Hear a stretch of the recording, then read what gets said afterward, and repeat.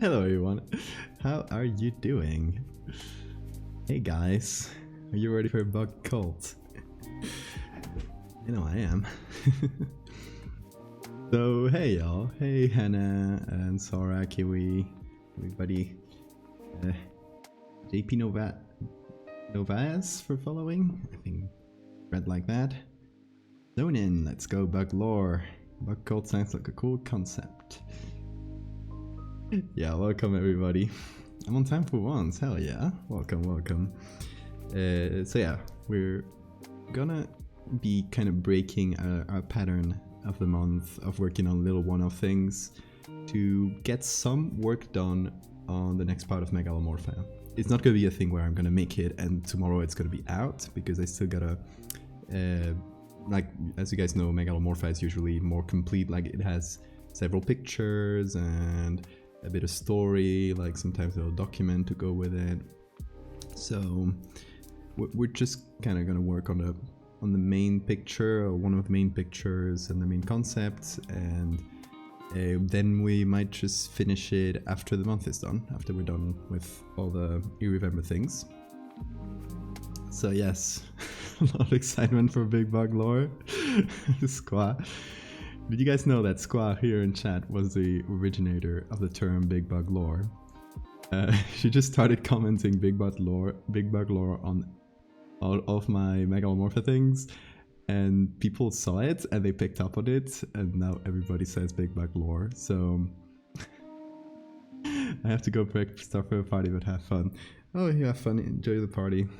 Thanks for popping in. Yes, Miss Ian Bell, Pilsman, everybody, welcome.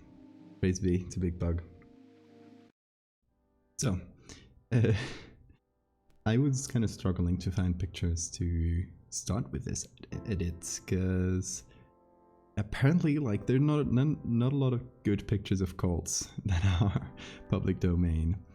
So I was kind of hitting roadblock there, but then I figured, like, there's a lot of religious stuff or Catholic stuff that kind of looks very culty, so we could do like a Catholic inspired cult, something like that. Enjoy your dinner, Sora. Big Bug. So what did I find then? These are a few of the pictures I found. This is from a church in, I want to say, Sweden. Yeah, so it's not Catholic then, it's going to be like some sort of Protestant church. That's fine. Like, we'll work with what we got. And I found this very good picture where it's like very dark and there's this row of, I guess this is like confirmation or something like that. But you got the priest standing with the back to the audience and this kind of row of people there. And then I got this one as well, in which there's two rows, very similar, about a daytime scene. What else do we have? Same church. I just found a bunch of pictures from the same church, and I figured, like, perfect, we can set the cult here, right? Maybe it's a congregation that slowly, like, evolved into this, just like the one story from the Middle Ages where we have the bug statues and stuff. This is also from a convent that, like, turned into a bug cult. Bug cult versus Sword of New Moon. Wow, is that Harry Potter? Hey Nick. Yes, let's say it's Harry Potter, but Catholic. Lutheran, yes. I don't know if it's Sweden. I want to say Sweden. It was from a. I'll just pop it out here.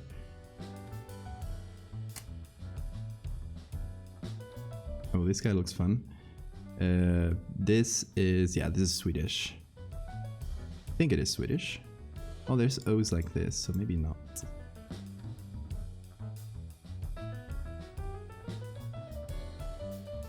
Anyway, this site has pictures from museums in Sweden and Norway, at least. I don't know if Denmark as well. So that's why it could be probably Norway, considering the crossed O's. Anyway, just a little detail there. Harold Potter, the body of Christ. That is very good. Harry Potter for Christian. So yeah, hope you guys are ready. I got a glass of gazpacho to keep my energies. Gazpacho is a cold soup from Spain. It's the best thing ever, though it'll make my mouth all red, so I need to. Wacky Adventures of Him and the Apostles.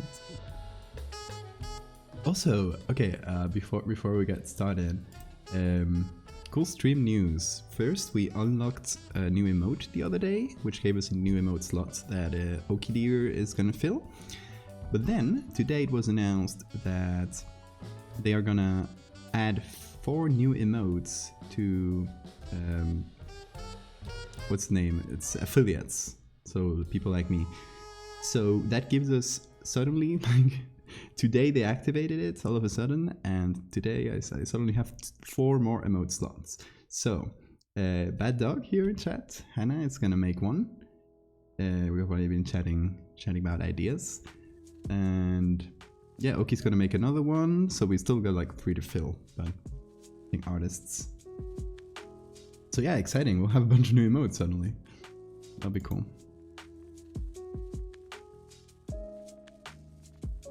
Harrison Pottering and God's agonizingly beautiful rapture that shall cleanse our sinful earth. Good book title. Attracts a lot of young people.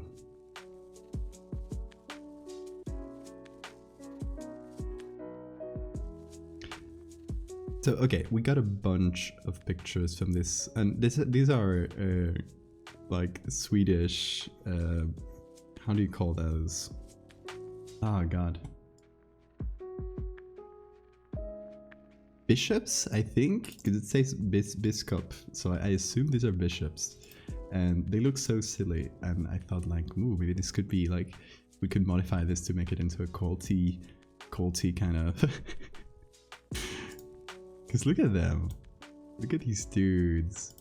Also, we got this one, which is much lower quality, but it's also fun. And here, we got one. So it's all connected. It all fits together. I thought biscuits were a kind of cookie. So yeah, we got a few pictures that are all kind of connected. Like, it's not exactly the kind of vibe I was imagining for this part of the series, but it's the pictures I found, and I feel like they could fit pretty well. I hope, at least. So we'll see.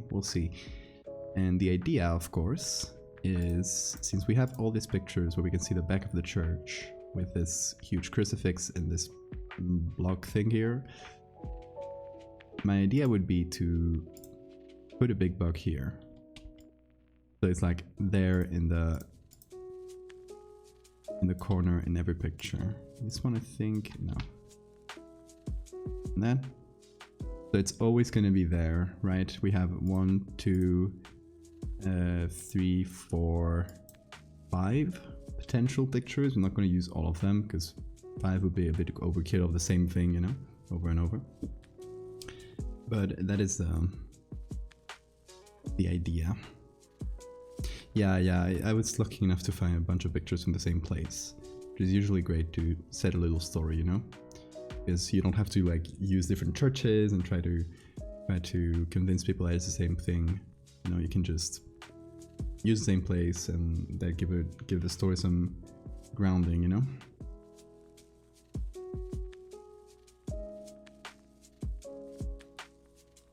So yeah, I think we can start with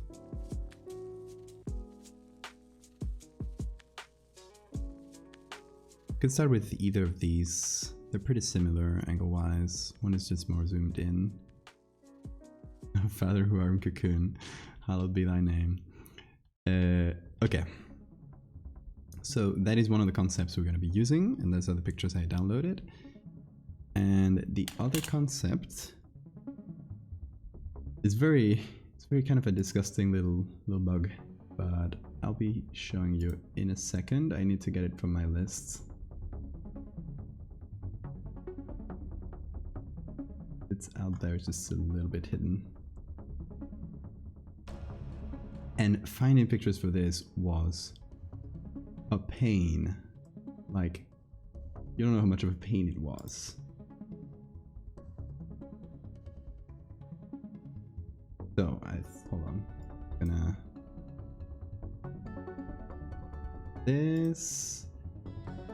Go to the browser and I'll show you what are the creepiest bug things I've seen in a long time. Have you guys heard of Creatonus gangis? Because you're about to. It's a moth that has an inflatable butt. Yes, it has an inflatable butt, and you're about to see it. Look at this. Have you guys seen this? This is like demonic. So this thing, it looks like a normal moth. When it wants to attract mates, it just hangs somewhere, very still, and uses a kind of pneumatic system of tubes to inflate this weird-ass organ and use it to spread pheromones all around it and attract a mate. Isn't that like the creepiest thing? Or no, the butt tentacles. That is. It's an inflatable ass. Perfect just the way he is. I think only the males of this species do it. And yo, finding a picture, like a usable picture, because there's very, very few pictures of this thing. Finding a usable picture that wasn't like from like a screen cap from a YouTube video or something that was licensed or unlicensable was a pain. I even emailed, I got no response unfortunately, but I even emailed some researchers that have done a lot of research on these things and the kind of like that group of species that has that inflatable butt, and had a ton of good pictures. And I know researchers are usually very nice when sharing their stuff, so I figured like I'd shoot them an email. They didn't respond, so nothing unfortunately. I might get it in the future and I'll feel dumb. Drip or drown. Drip, drip. Drip for real. But after a good while of searching, I found what might not be the ideal image, but it's something we can use. I found this person who put out 3 pictures of this moth out in iNaturalists, which is a kind of a place you can use for like naturalists or like biologists to detect the species, and everyone can upload pictures there. It's not amazing, it's a phone picture, but it has a CC BY license, which means we can use it, we can copyright it, we just need to mention the person. So it's a good license we can use. So yeah, God, that was a pain to find. It took me possibly weeks to find it. For some reason I had the hyperfixation that I need this inflatable butt. It just looks so cool, doesn't it? When you said inflatable ass, that is not what I had in mind. That is fair. So we can get, I think there's 2 like front-facing pictures, and let's see the quality differences. See, not amazing. They're phone pictures. Gonna lose a lot of quality, especially like the little hairs that come out, but we'll try to fix something up. It's better than nothing. At least it's a sort of base. We can like fill it up with textures, we can do all sorts of things. Dear NSA agent, I can explain. Yes, my NSA agent might be very confused. So, oh, I have a song with lyrics. Okay, so I'm just gonna save these 2. Original JPEG, no, I'll just save it as bugass1. Oh. bugass1.jpg. And this shall be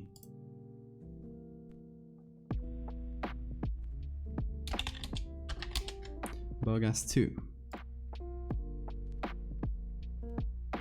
It's not the best thing, the best base picture we've used, but it is something. Talking on the track. Yes, I try to avoid these, but sometimes they slip through to the playlist. So, here we have them. Considering what our base pictures are and the quality they have, it's probably good with this phone picture. There's a Phil, thank you for the follow. I have some sketches for the emote. Should I show them in the Discord? Yes, or send them to me on Discord and I can show them on screen if you want.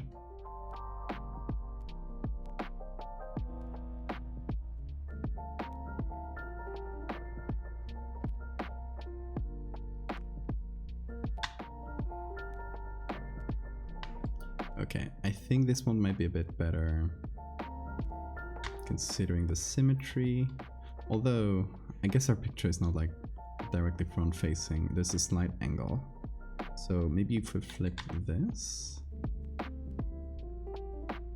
it would actually work better.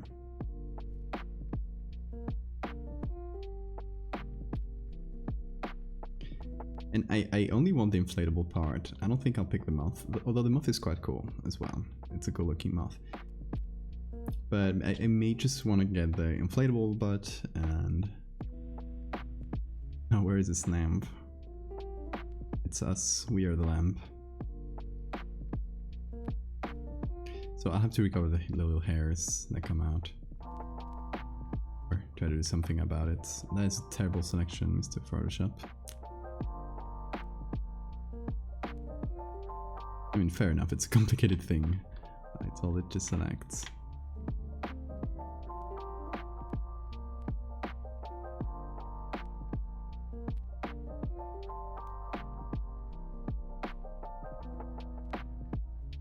We got a moth Jesus and a cross thing going on here. Some sort of thing like that, yes. It's gonna be more of a cult than a religion.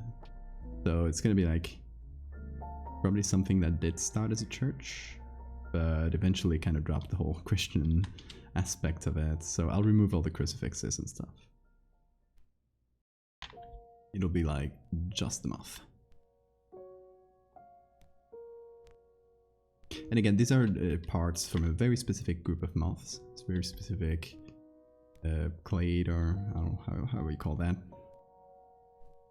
Here we go. Empty naked bug ass. Yeah, so these are a specific kind of bug. A group of bugs that have these, but since Megalomorpha is kind of iffy on their, fluid in their definition of what a bug is, or like the specific species and stuff, we can just forget about that and add it to any kind of bug. Also, these are so good. Okay, hold on. They're amazing. Let me pull them up on the...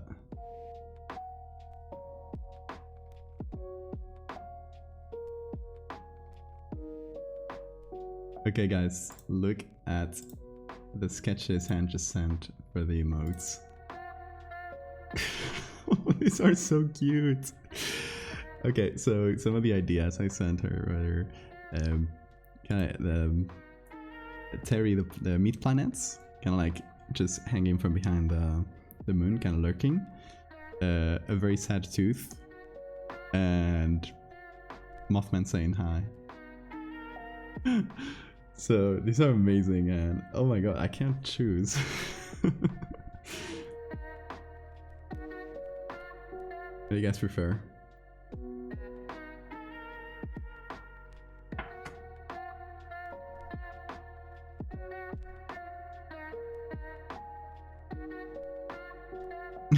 Teeth.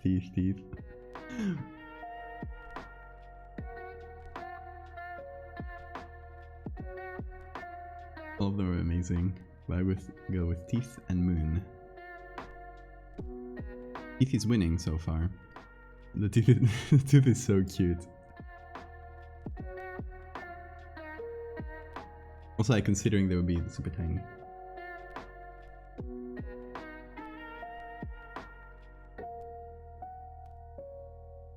The yeah emoji on my server is great. Yeah, but those are not. So for like server emotes, it's just a free thing and anyone can use it. I just clip whatever PNG from the internet.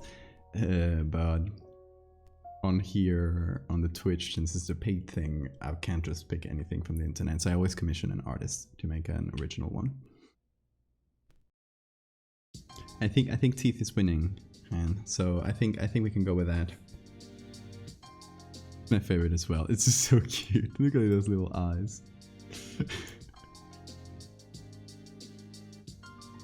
Perfect.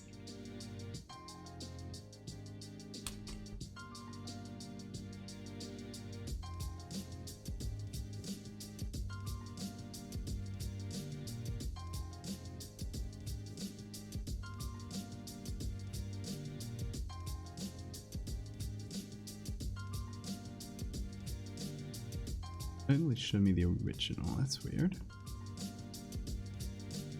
Oh, here, onion skin.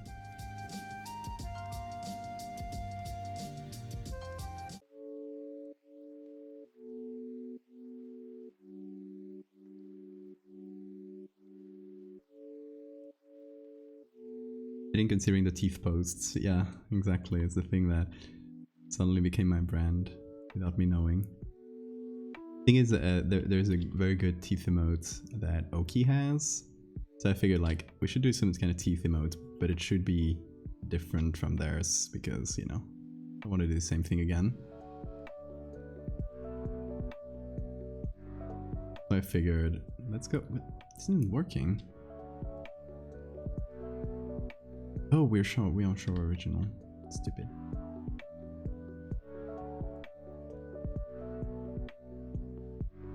Yeah, that's not a good way to pick the little hair. Terry is king. You can do Terry for fun. The Terry one is so cute.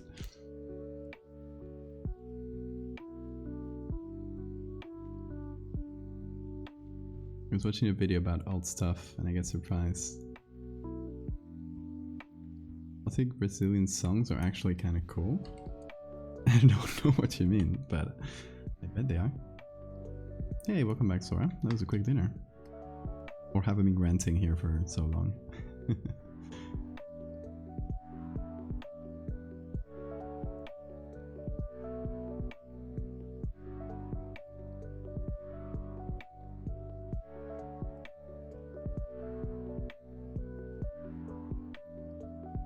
So the bug we're using as a base for this horrible thing is this little moth here. This moth has an inflatable ass, which will kind of inflate and spread pheromones around. So right now we're just trying to cut it and recover the little details around it, because it has like tiny little hairs that I don't know if I'll be able to recover, to be honest, because of the quality of the picture.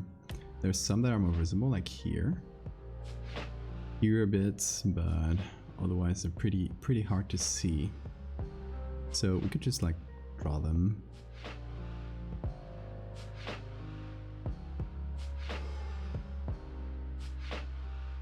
The crew.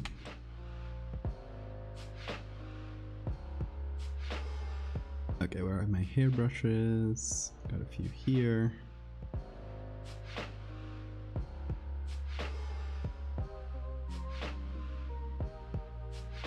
Let's see, something we can pick.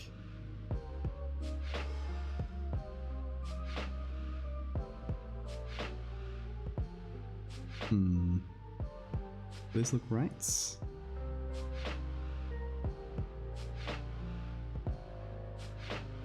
Also, the idea is to use...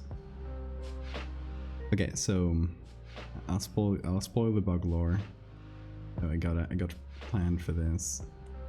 So this church is not headed by just a simple bug, but by a bug-man hybrid, like the one that's been teased for so long. But we're never gonna see the bug-man thing directly, because that would be boring. We gotta make it a little bit more interesting. So there is gonna be a bug-mine hybrid, but pun intended, but it's gonna be covered at most times. We might just see a glimpse of it. I'm thinking that it's kind of like it's here. It's like the bug ass is part of the bug man, right?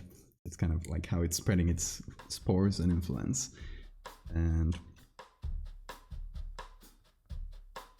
we'll be able to see the bug ass, but maybe not where it comes from.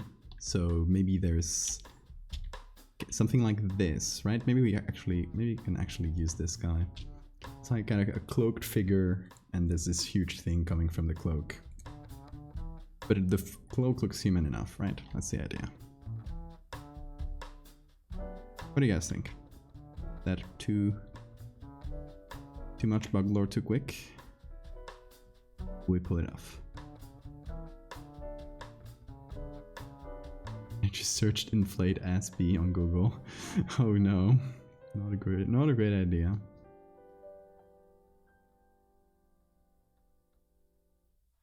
Or behind the curtain. True, we should give it like some volume if we do, but yeah, something in that vibe, you know?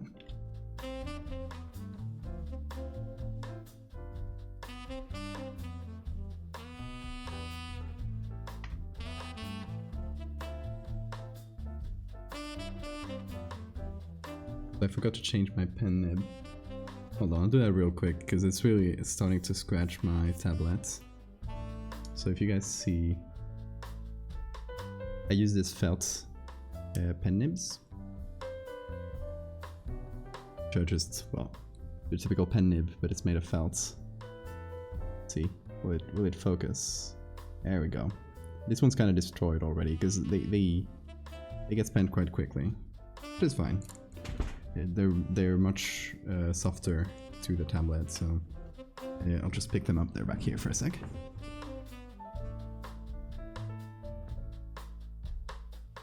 Okay.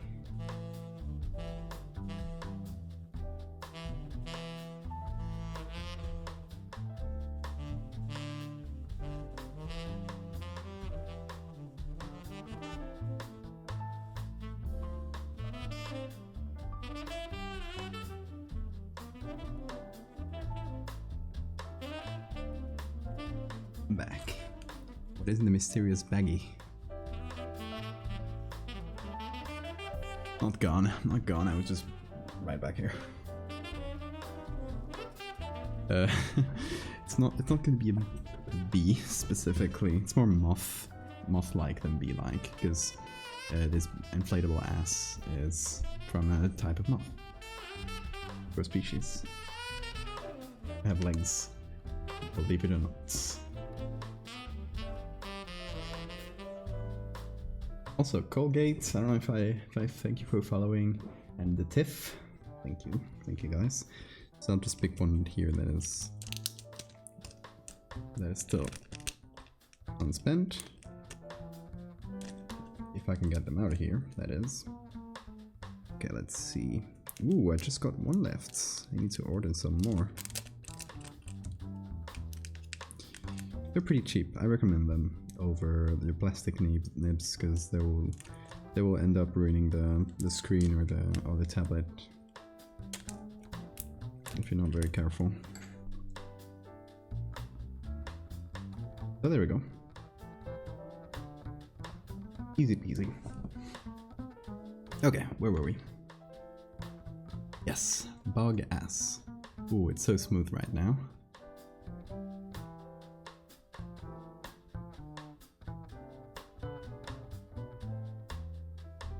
I want to make this look hairy. Obviously, this is way too detailed, so I don't mind like that it looks a bit drawn for now, because then I'll be blurring it and stuff, and hopefully it'll look good. If it doesn't, let's see what we do.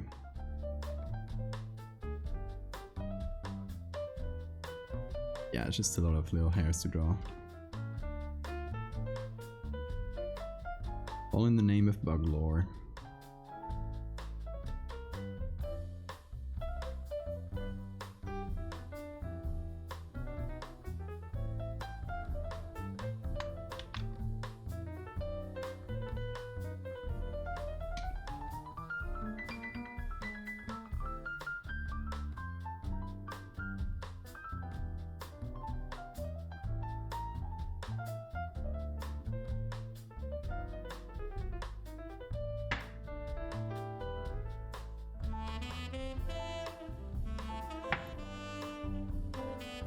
Okay, let's see what it'll look like when I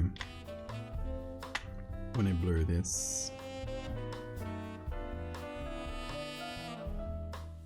There's some areas that I don't like as much, but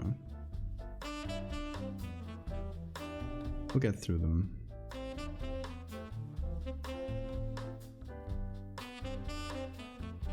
Replace it with a dragonfly, no one will notice.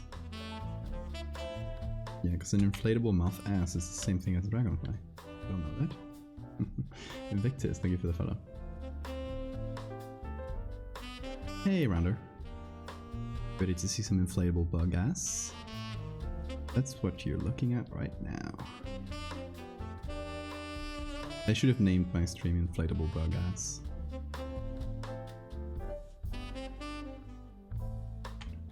I'm sure most of the Twitch art audience would have loved that. Did you say inflation? Yes, what you're looking at right now is an organ from a specific group of moths that they use to spread pheromones that grows out of their ass, as you can see here, and that is inflatable. So yes, this is what we're seeing right now.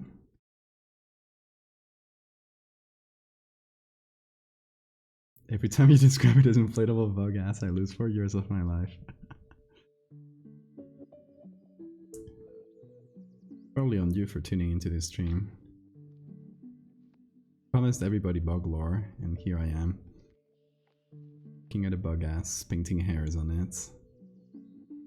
Too low quality.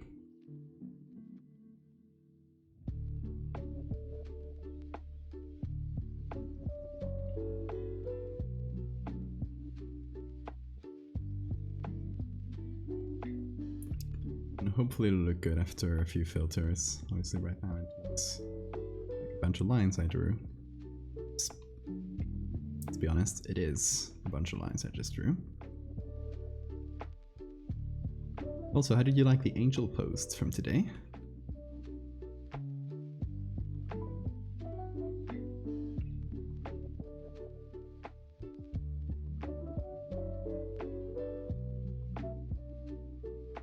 This moth impregnating everyone in the church?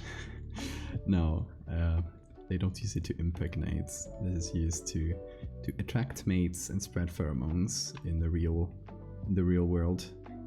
So in our world, it is used to actually brainwash these people.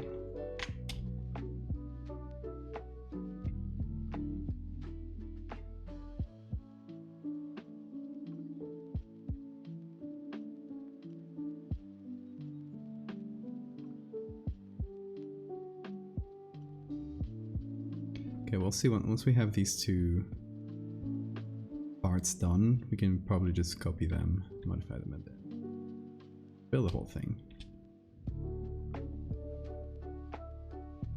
So this is basically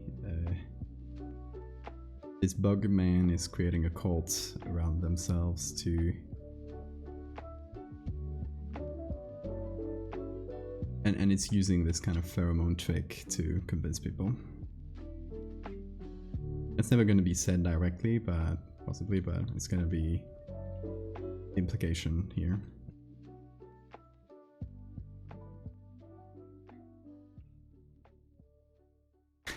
No, pheromones in animals are used to basically to attract mates.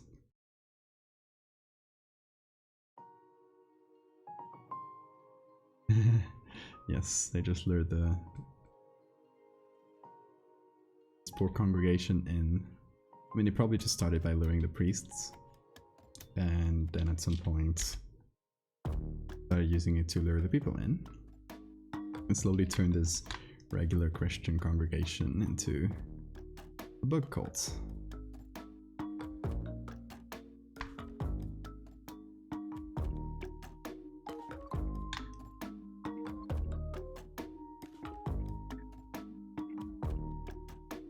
Nice, that kind of works.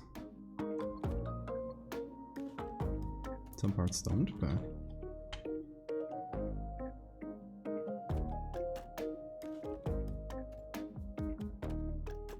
Okay, so we got a bunch of hair. Hopefully after a bit of blurring.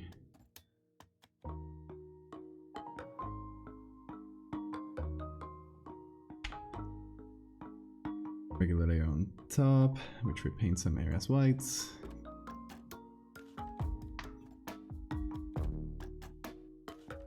It'll look a bit better.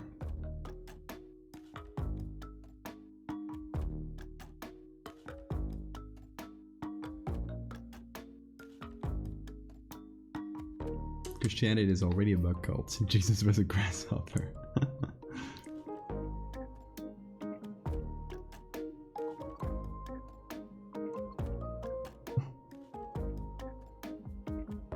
Yeah, should we just put the hairs in people's faces? No, I don't think it'll be as big as this. I'm just kinda creating it in this size here. It's a bit easier to do. But I feel like it should be something like this.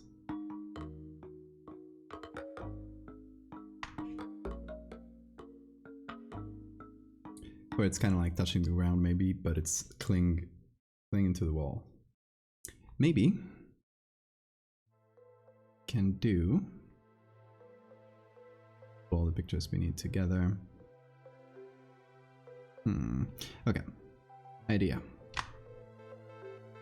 We just take this guy, the guy in the cloak that's facing away from us. It's like pretty ominous. No missing the guy. Do a quick cut of him and we make it the guy with the bug ass.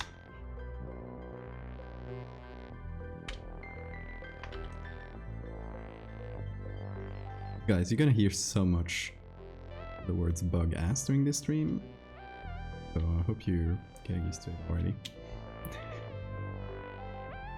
Okay, so gonna make this larger because it's a bugman is larger than a man.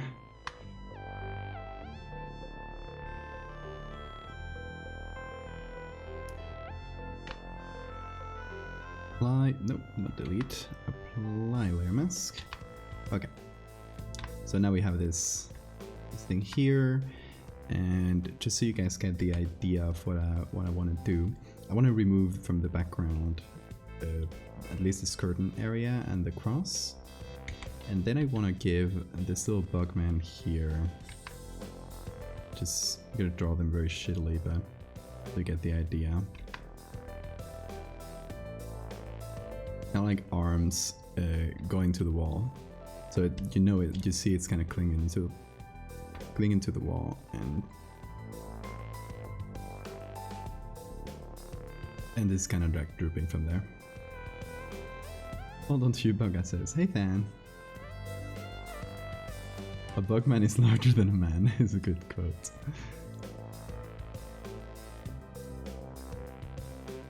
Bugficient. How do you guys find this idea? So what I want to do with this series, in terms of bug lore, of overarching lore, right? I want to tease at the idea of a bugman being like a real thing, because we've only seen a skull. The only thing we've seen from a bugman is the dead skull of probably what was a failed attempt at one, which was in the cave part of the story, this one. So we've seen a kind of up close but dead version, so we can't see how it was while it was alive.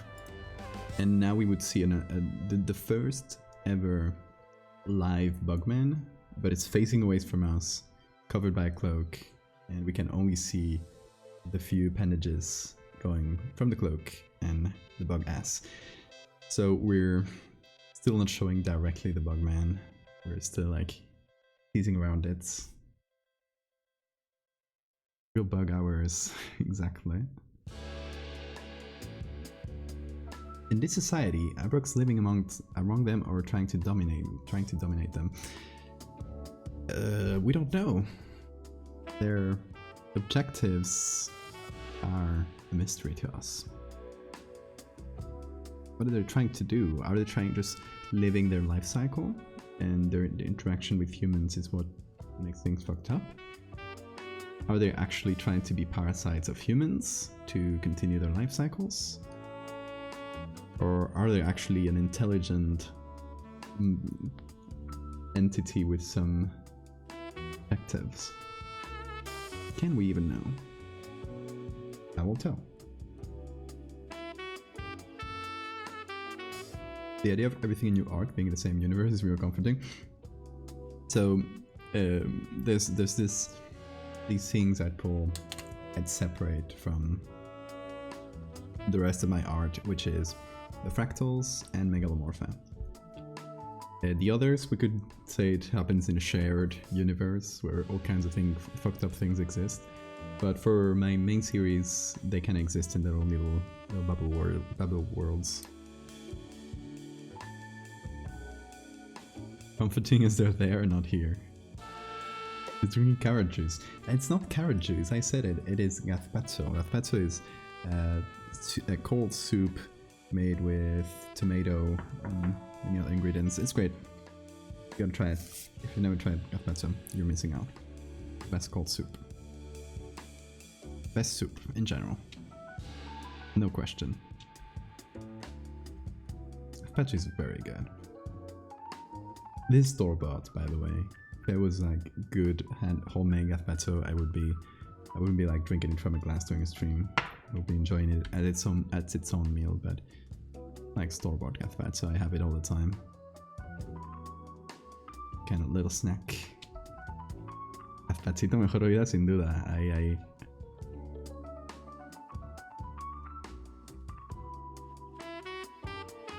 I can't tell if drinking soup out of a glass is better or worse. Look, it's the container I had. Don't judge me. These are trying to parasite human society but hiding in the shadows, because I think if the army found them, it would be hard to exterminate them with some tanks and bombs. I won't tell what their objectives are.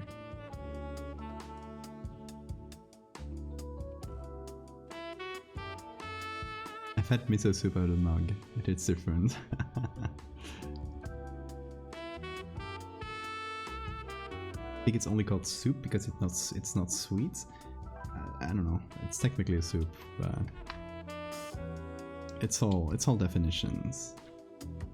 All semantics. Sent you something. Ooh. Whoa!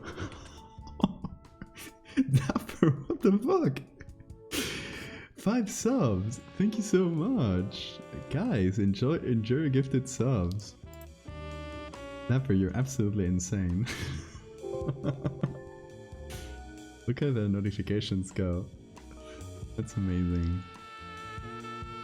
Yo, we are like only 4 subs away from the last emote. Can you believe that I set a 35 emotes, 35 subs objective for the month, and we're at 46. Yeah. Dapper's out there providing. Dapper literally has a sugar daddy role in the Discord just because he keeps giving subs.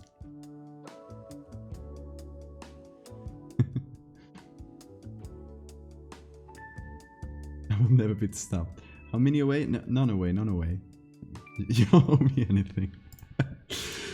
Also, oh, hand is amazing. Stop.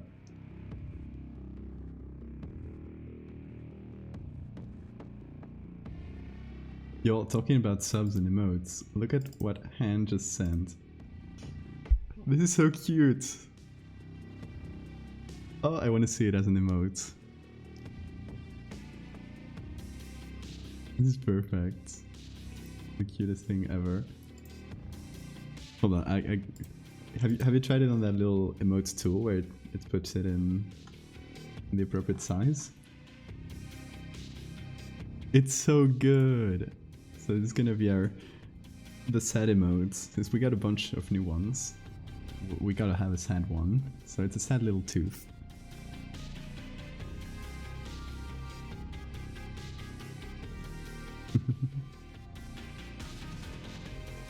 Hand over the sub goal and no one gets hurt.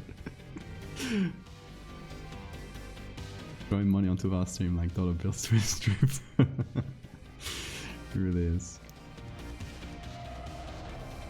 So yes, we'll probably be enjoying this very soon.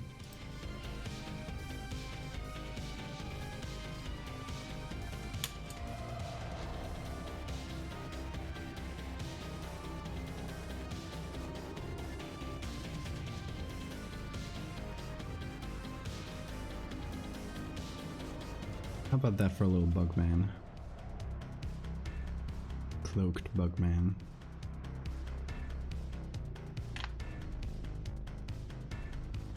Which unsub you? You still appear as subbed. You have a sub badge, at least in my chats. It might just be a graphical error on your...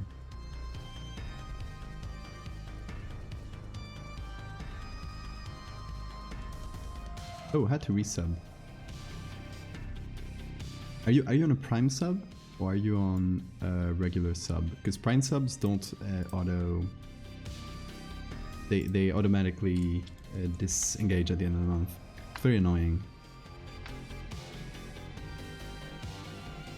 Yeah, they disappear at the end of the month and you gotta manually redo it. I guess since they're giving it out for free, they want people to forget. Guys, if you have an Amazon Prime account, please steal as many dollars from Jeff Bezos as you can and get your free Twitch sub, because it takes $2.50 away from Mr. Bezos, and y'all know I needed more than the guy. I think he's got enough. No, don't like, I don't say like sub to me, but use your Prime sub on someone, because it's lost money to Amazon. Kinda looks like a nun's habit with the Pokemon app.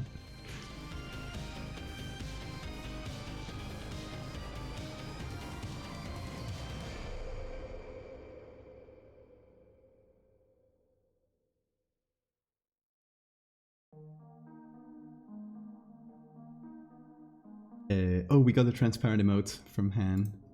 Hold on, I'll download it and because it's a square, right? Okay, I'll do cuts so it fits perfectly with we do this.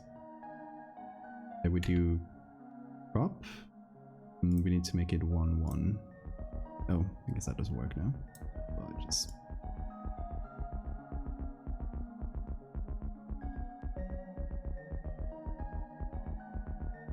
There we go.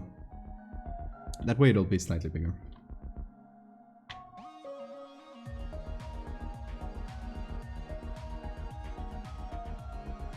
Okay, should I pop this into the emote thing, see if it works already? Yo! Gloria, thanks for the Prime sub. We're 48 from 50, oh my god.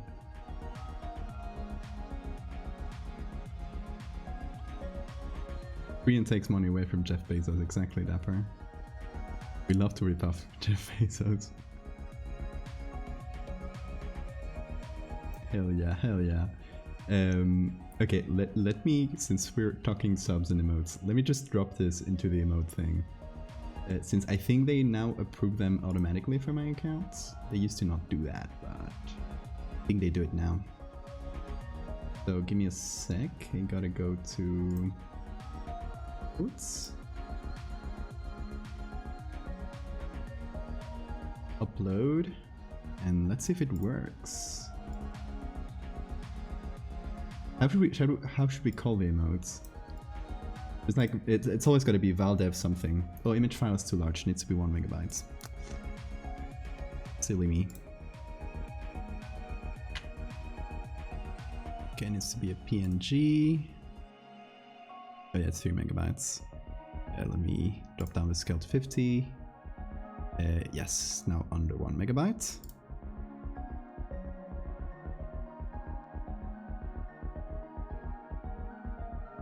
Where did that export? Oh, to my desktop. Something until artwork. There we go.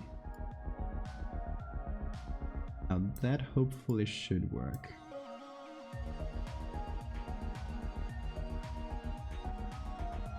Valsat tooth. No, it's got to be Valdev because it's got to be the first 5 letters, which is silly for some reason. Yeah, welcome to all the new people to the bug cult.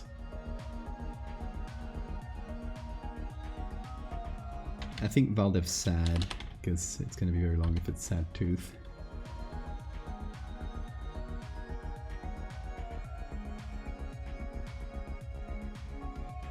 Now it is tier 1's thing. Okay, maybe you probably have to reload the site, but if you're a sub, you should be able to already see the little tooth. I hope. I'm reloading it, am I? Yes! Let's go, it works. That's fantastic. It used to take weeks to approve things. Now we have a sad little tooth. It's so cute. Yes, it works. It works. Amazing. It used to be so annoying to upload an emote. And if you wanted to do one tiny little edit, you had to put it again in the thing. Agent. It didn't work. Oh, I think the... Yo! Melody! Melody's Melody with the gifted subs. Wow! Thank you so much. I can't believe we got to 50 already. Yo, and Hannah gets one for making the emotes. That's amazing. That's perfect actually. Oh my god. Well, welcome everybody to the bug cults. Hope you enjoy your inflatable bug asses. Here's a merch idea. Inflatable bug ass that you can bring to the beach. It's perfect. Yes, we hit, and that means another emote. Oh my god. Yes, I'll have to commission yet another artist to do a cool emote. Which is perfect. We'll have so many.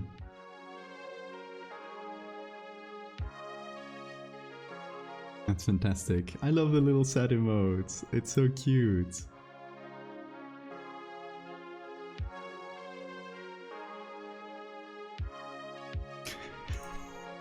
What did I say, fan?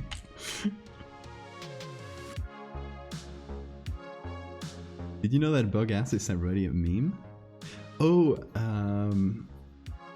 yes, from like that band, that like poser punk band, right?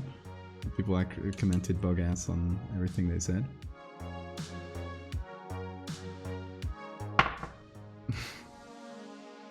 Happy evening, sad emote. The tramp stamps, exactly. Yeah, and it was a bug. One of those ants that have an inflated ass with like sugar in it or something like that. I vividly remember a David Attenborough documentary in which he took one of these bugs and just popped it in his mouth like a grape. Stop saying inflated ass. Sorry. Like how?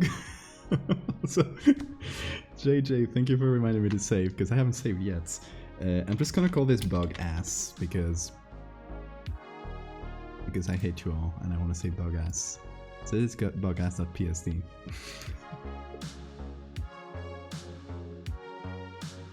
Okay, I guess for the new folks that don't know where the inflated bug ass thing comes from, what we're using here for this bug man is a specific organ from this type of moth that actually inflates and spreads pheromones.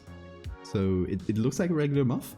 Suddenly it stops somewhere and inflates its ass and just lets pheromones fly and to try to get a mate or something. So that's what we're going to be using for our little bug man here. Valdevias.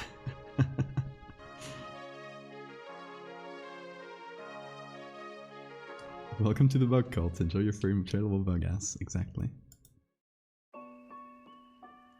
That's gonna be living my nightmare survivor. No problem. You are welcome. I felt bad the other day because somebody told me in the comments that they got a nightmare based on my meat planet. If you didn't see the meat planets, we're referring of course to Terry the meat planets. He edited video the other day. It did very well, and I think, yeah, this morning I get a comment on it saying, hey, I got a nightmare today and it was about your meat planet. So yeah, we gave someone nightmares. How about that? Poor Terry. Terry's just vibing, to be honest. Like, not trying to hurt anybody.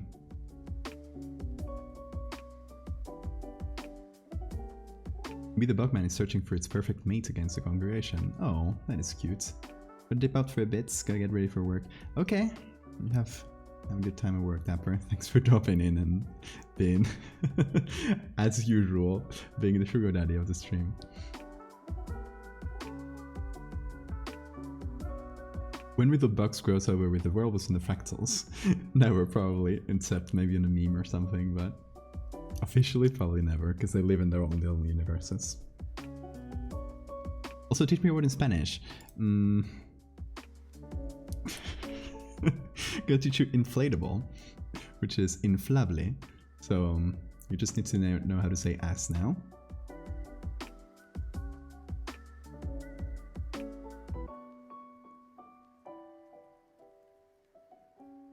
Good night, Dapper.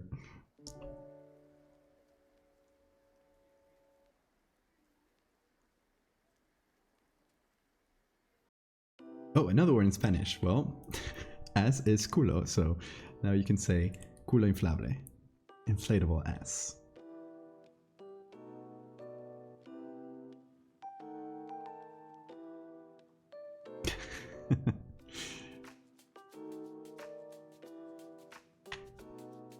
Do we actually have the legs from this bug? Not really.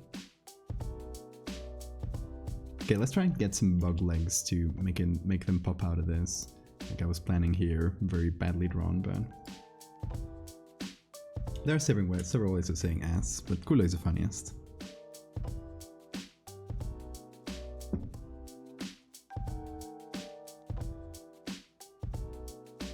Deeply disturbed by this bug. Good, then it's already working, and we've just begun. Okay, let's pop into the browser. One last look to our beautiful bug.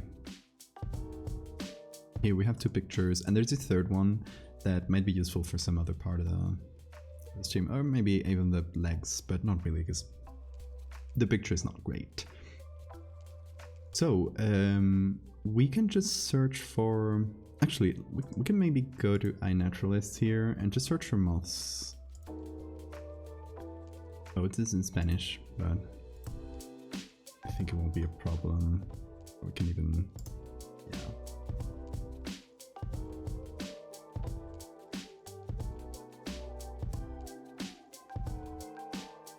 Ironically, these bugs needs Jesus.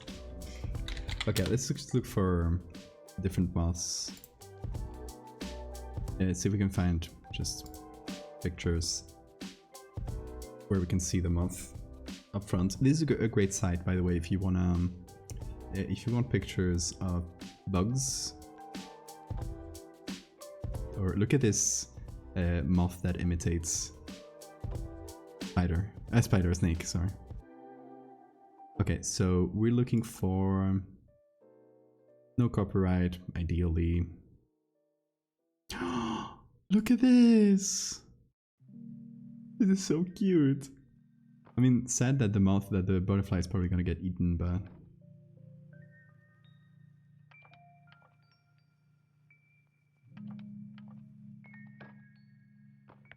Okay, this is something...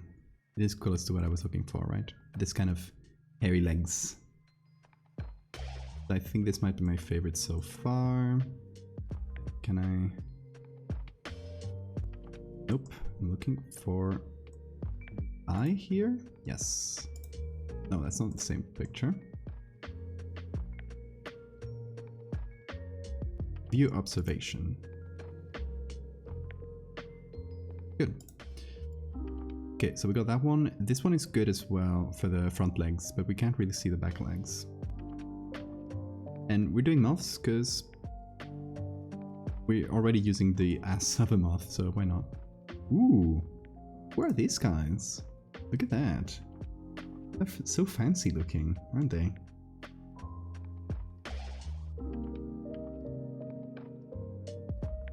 Hope you guys like bugs, because so many good bugs here.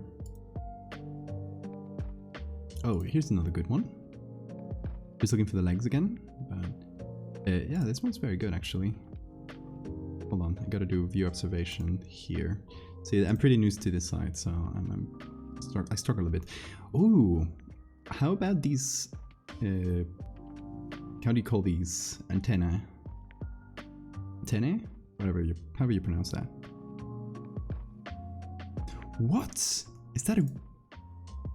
That is huge! Look at this boy! Take a good look at this boy. Yeah, bugs are my jam as well. It's a chunker. Like, Imperial Moth. I want to see what they look like after... Hold on, I think I can just do this. Imperial Moth. Ooh, they are beautiful. Look like dead leaves. Love that camouflage.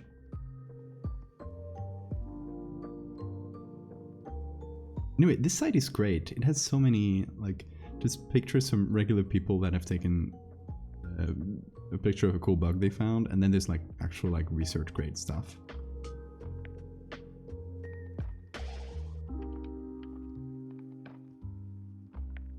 I'd Hakuna Matata him. Oh no!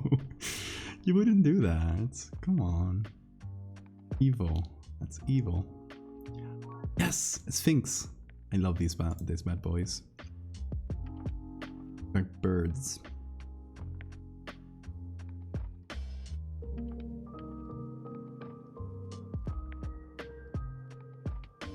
Okay, let's see if we can find any more with visible legs. Not really good one here.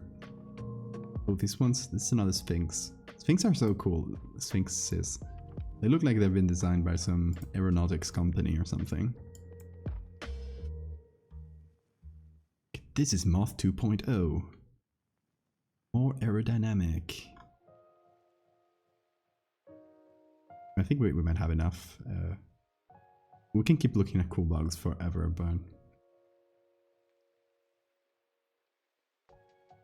And this picture is not great, but the legs are fairly okay. Let's just open it. Yes! Atlas Moth. Beautiful boy. Okay. This one I will take... CC? Yeah, CC0. Beautiful. How do I download it? Here. Weird. I think I can just do open in a new thing, and that should be the full quality. That looks like it, yes.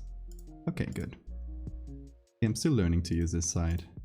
How to extract the full quality pictures. This one's very good. For the legs, of course.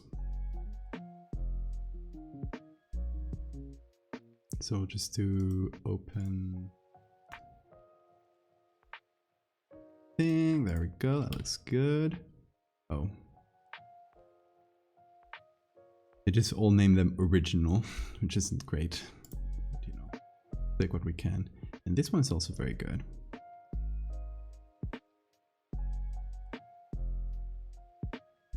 Oh, it's not a very good picture. Yeah, it's very small. Unfortunate. This one's also great for the legs. They're gonna be harder to cut though. So, really ideal one, but full moth, nonetheless. Gonna do original 3. Okay, I think we got a few examples. The other ones are not that interesting to us. Now we can remove this terrible little sketch I did.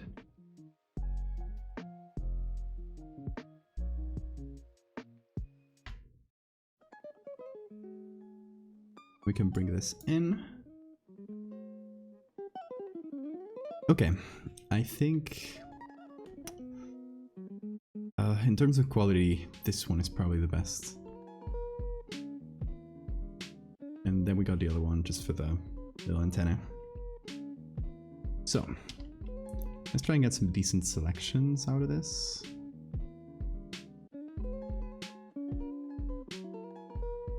Not gonna be perfect because it's against a weird background as well, but...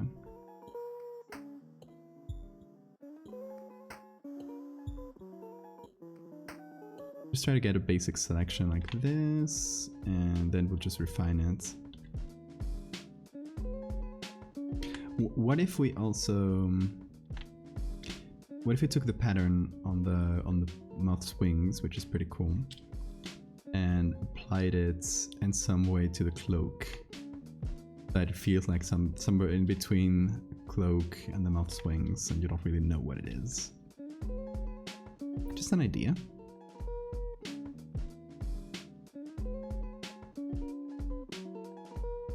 Okay, let's see if this refinement thingy works well here. It used to work better. I don't know if I changed my settings somewhere, but...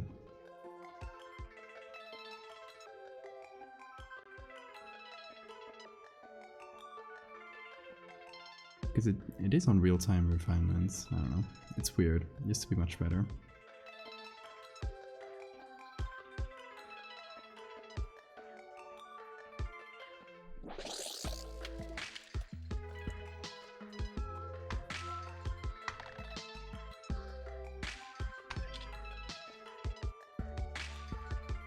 Let's at least use it for the hairy areas here. Get smaller. Let's crawl back into my grave.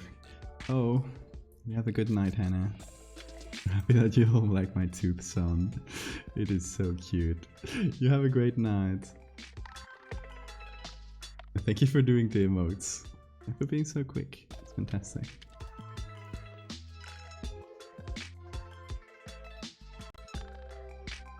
Now hey, I also asked friend of the stream, Faya, Nathan, who was up to do emotes, but I think he might still be sleeping. Let's see if he comes in to the stream later.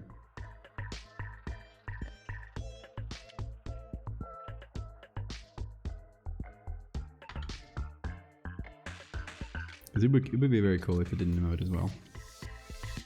I want each of the emotes, like, doesn't have to be a one-to-one rule, but... well, yo, just Caitlin, raiding with a party of 5. Hello everybody.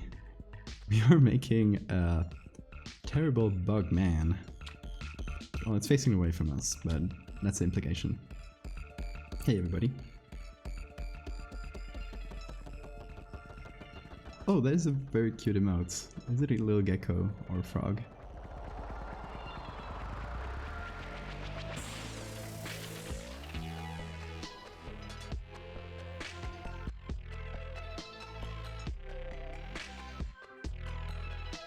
A gecko.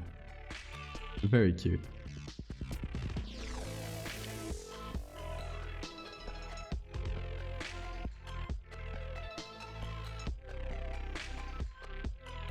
Leopard gecko. Oh.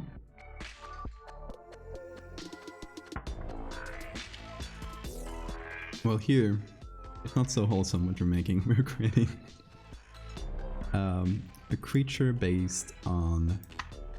Are you ready to see an inflatable bug ass? Because I'm about to show you. This moth, this moth here, has a special organ near the ass, that's what I call the ass, that's inflatable, that it can just deploy like this, and it's full of air actually, just mostly air inside, and it uses it to like spread pheromones. So it is the basis of our little creature today. It's gonna be like a human fused with this little moth, and it's here in this church creating a cult around itself by spreading pheromones and brainwashing people. That's the gist of it.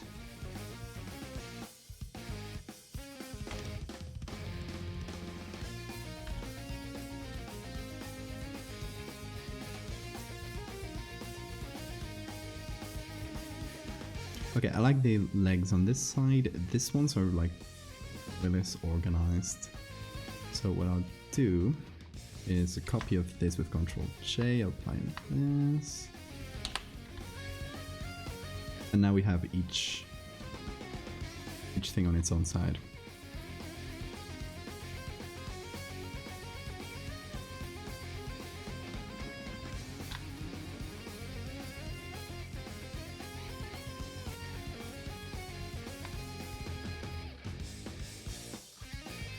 Just cute bug cults.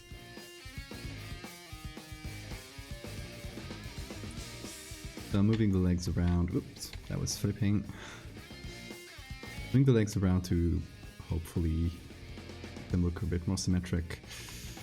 This leg here is kind of bugging me, pun not intended. What I'm gonna do is do a copy of this, Control J,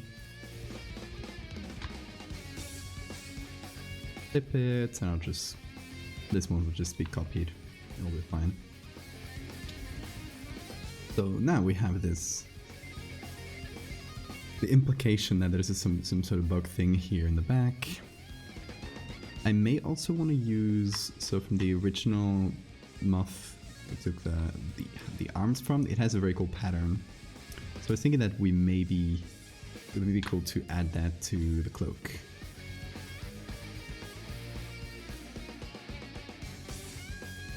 And see if it works as sort of pattern. Bug jaws breaking the wall about to eat the feather. That wouldn't really fit in the story, unfortunately.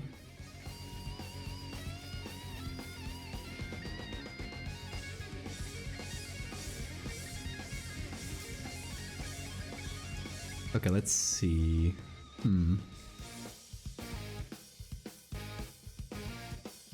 Let's blur that, so it just stays like a sort of pattern.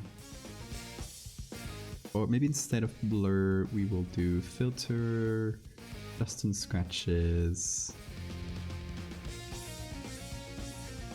And yes, we'll just reuse it to reduce the little hairs and just keep it like the big patterns.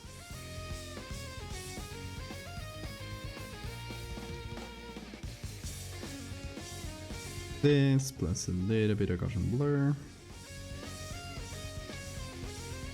How about that? Completely different head, like a grasshopper. It's making some weird hybrid thing. So the idea of this, if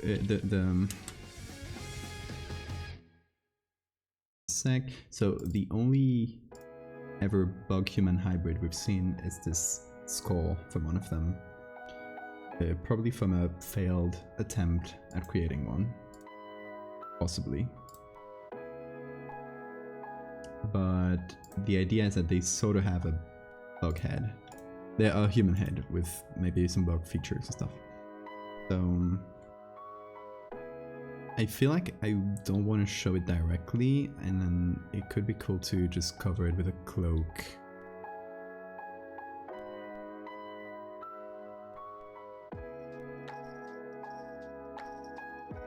Because, I mean, we could take the human head here as a base.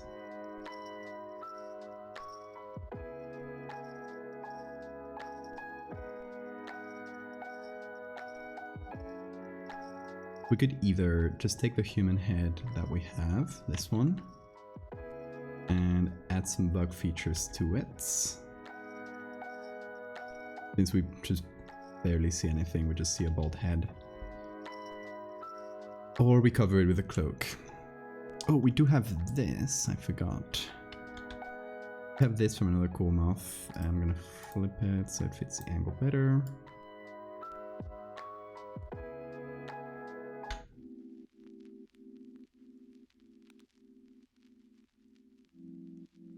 don't know how I feel like. I feel like keeping it looking more like normal clothing lends something to the scene. That is true.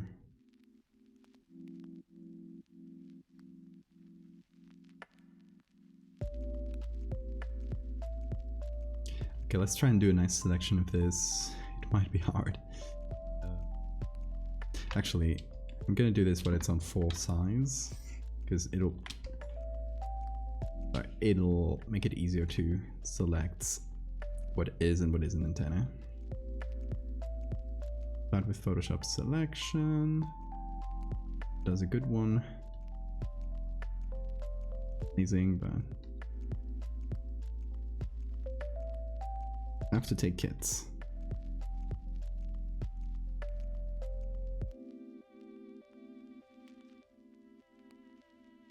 There's some areas that work kind of well.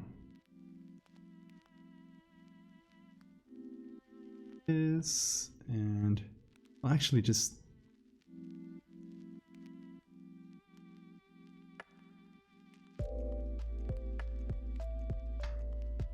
yeah, let's kind of go and fill up some of the, or empty some of the bigger holes here.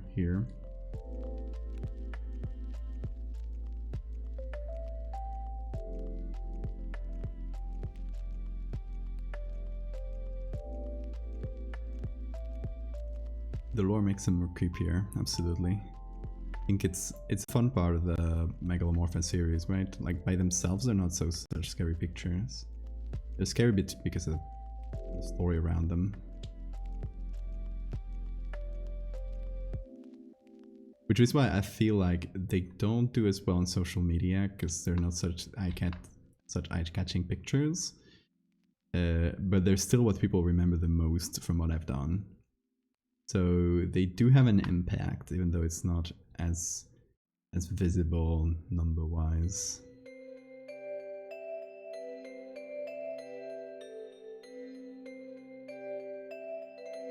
But I think it's a kind of good combo I've stumbled onto of sort of doing a mix between one-off projects where it's way more visible to social media and it works better for that, and series where it's not going to do as well, but it is, like I said, it's like what people will remember, you know?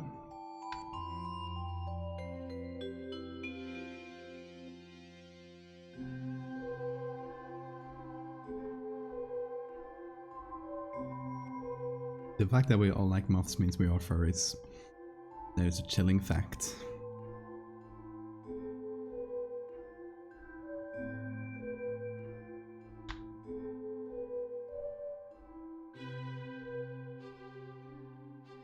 Stop and think maybe that did happen. Yeah, it's why I prefer using old pictures for the bug series, although some of them are happening in more like the present time, but I like to mix it up, make it monotone, all black and white, but I think my favorite parts are the ones that happened. The older the better, you know? Like cave paintings or medieval times, that kind of stuff. It does kind of look like a mid-tray. I don't know how to say that. Won't try.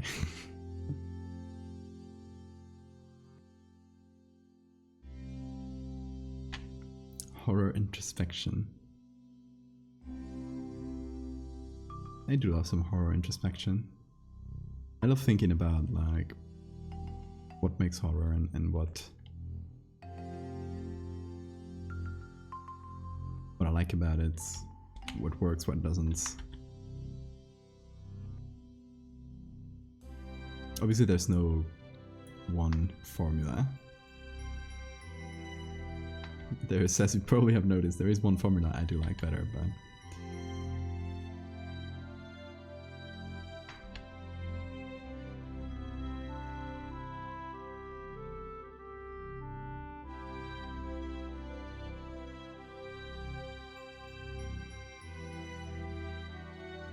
I love that this is going with Stardew Valley music. It doesn't fit at all. The whiplash, the tonal whiplash from that. My introduction to your art was a friend of mine showing me your art of the Megalomorpha and then telling me you're one of these freaks too. Because he has a theory that I'm a bug person. That's amazing. Like miter. Miter, okay, interesting.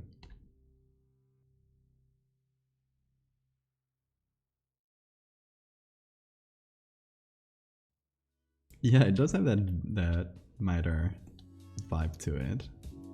I think that's sometimes you fall onto a design thing that works well without really realizing.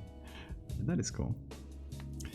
I don't know how the connection in between the head and the antenna is weird. I feel like it needs something else. Maybe it's the little thing here to continue.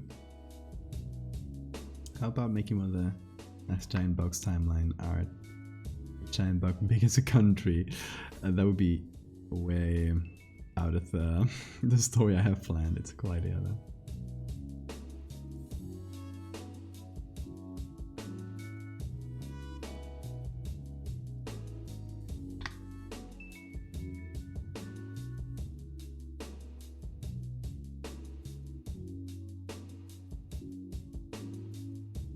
Something like this, so it kind of blends in with the head.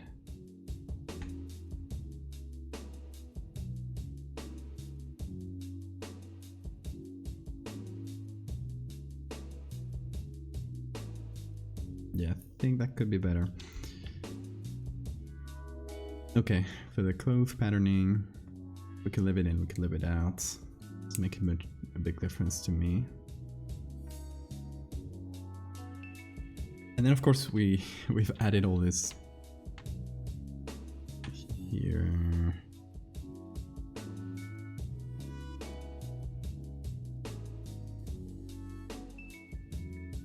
Let's get everything from here to here. That is our little bug thing we've added. We could put it higher up, we could put it lower down, we'll see.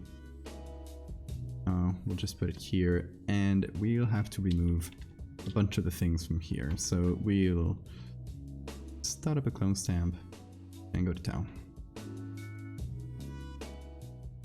Painting of a mid-planet on the wall.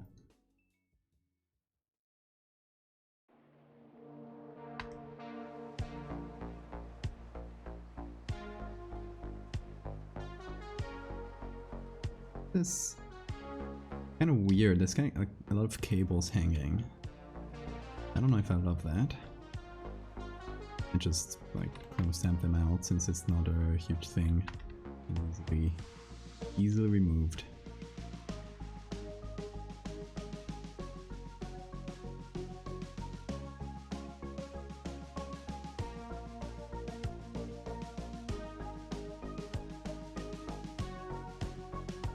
Altering the audience a bit. I like making them bug people. I don't know if it would make sense that the bug man could turn people into bugs, like just by being there. Like maybe over a lot of time, and this probably would be the bug's objective.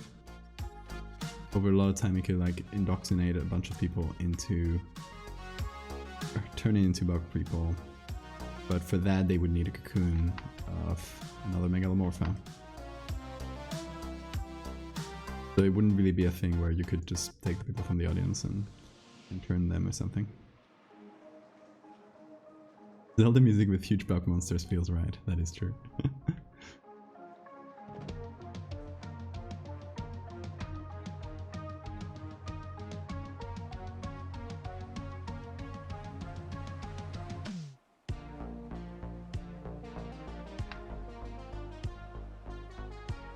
Hold on.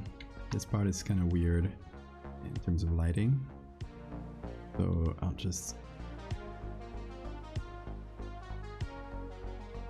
do my nice patch tool clone stamp combo.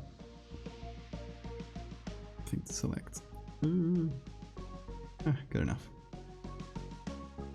Oh sure. Silly.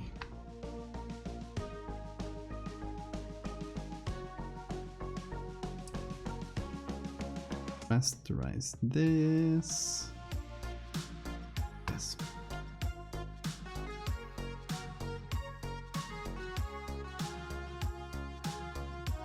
You don't have to erase the cross because it's a normal church. It's not a normal church at this point. It's been taken over by the bug.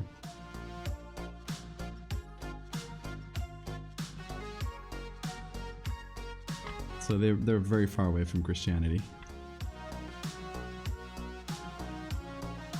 Patch for days. Yeah, patch tool is great. Patch tool plus clone stamp is match made in heaven.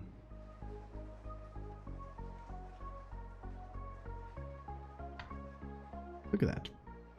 Area here, another one right over here.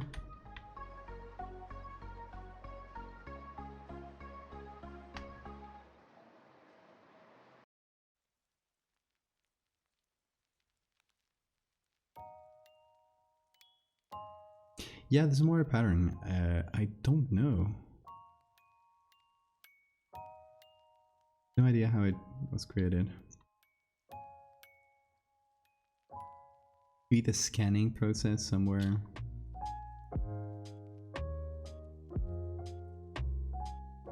Because it doesn't look like the typical screen water pattern. Black and white picture as well. It's strange. Strange thing. Can't tell.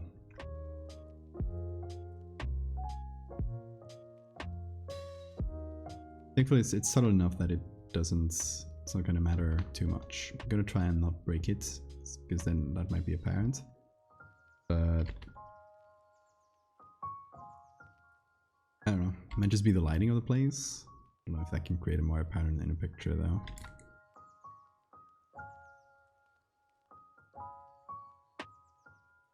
It's the pheromones. Yes, let's just explain it with the lore. That'll be easier. Trying to figure out the physics around it. Oh, and thanks for the save reminder, then.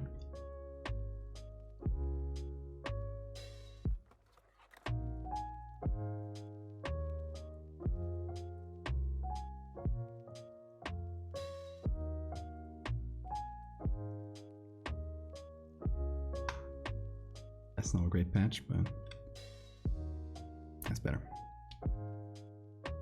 This tiny little cable here.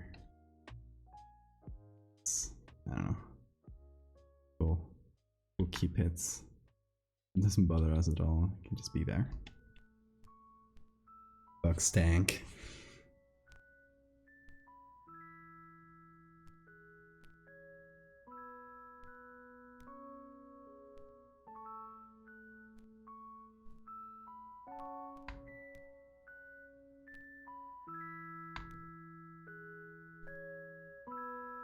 I gotta think who I'm gonna commission for the next emotes. And what emotes will it be? So we got Sap Tooth already.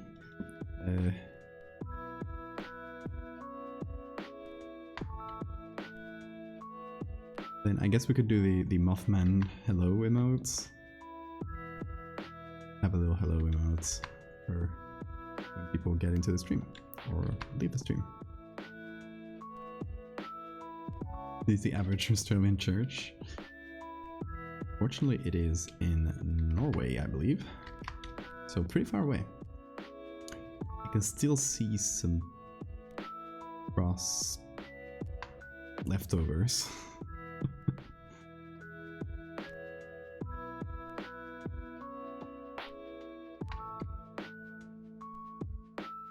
Hopefully with enough patch tools we can get rid of it. Though.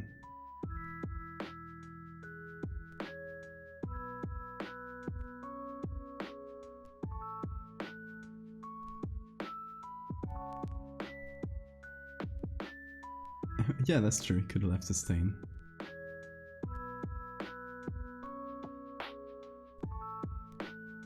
Okay, then we gotta get rid of this big old thing in the back. So I'll try to make cuts. I guess the shadow here, so we gotta take the shadow into consideration as well. I will just take the lit area. Try to continue it until it touches.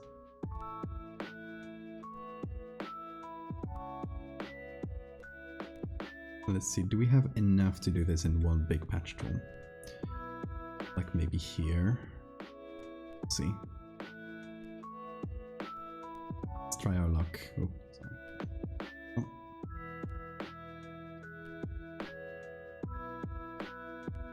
Will this be enough? Nope. So close though. It's a start.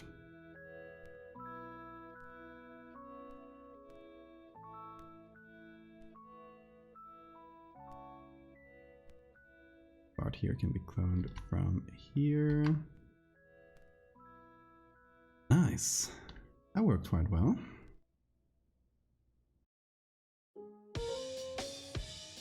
Go, Jagger.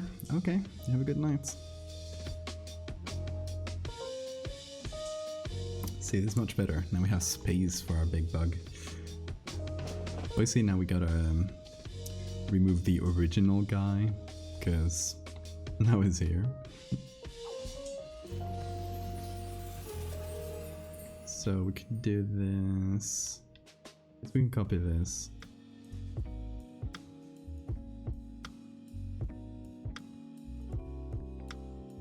Better create a pattern like that. Guess there will be a lot of repeated things, but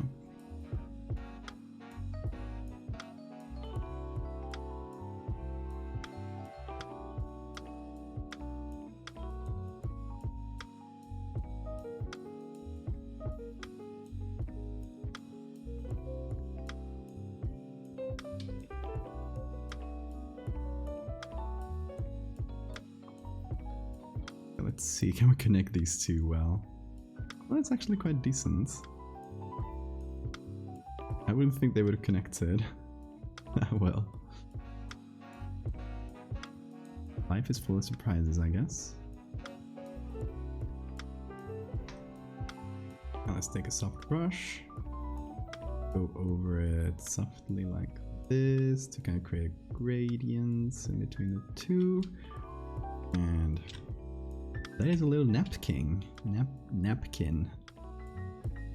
Peek. Don't know if that's called a napkin. Napkin. Whatever it's called.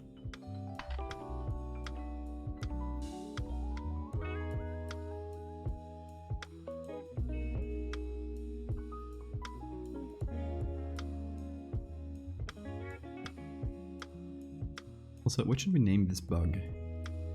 Oh, name for it.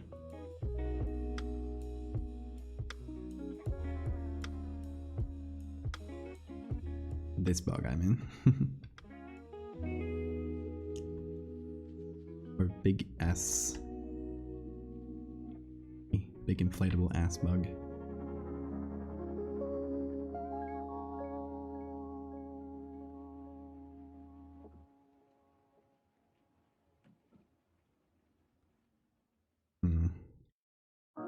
Have to make something here. But we'll use a patch tool, I think. Figure something out. Off daddy. Oh yeah, in terms of biological accuracy, only the males of this species have the inflatable ass.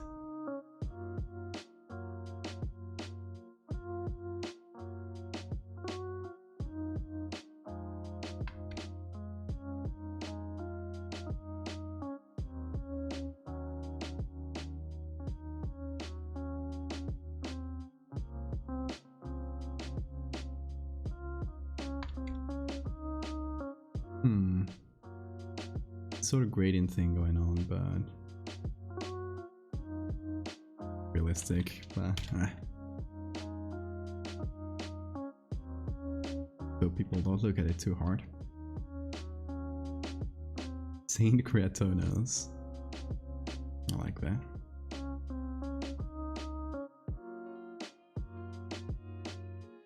Friendly. More friendlier than Bug Daddy. but not as funny as Bug Daddy. The venerable something something.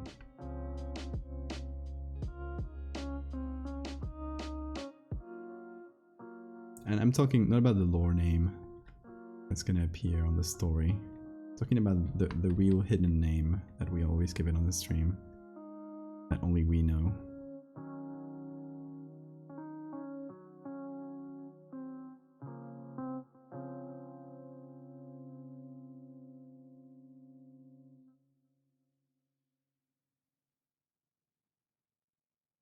Rupert.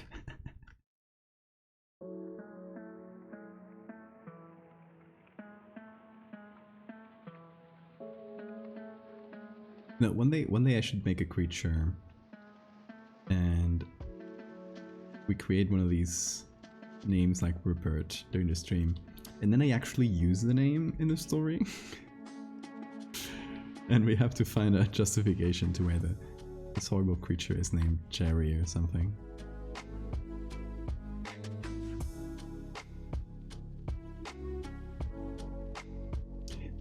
Actually, there was one time that the stream names came through into real life, let's say. There was this time that we did Fresno Nightcrawlers. Let me find them. So we did this Fresno Nightcrawlers, you might remember. And we actually gave them names during the stream. And the names came through, they appeared on the... They didn't appear on the main tweet, but they appeared just below. Like within this image. So you kind of showcase them to the world. Meet planet named Terry. Terry is a friend.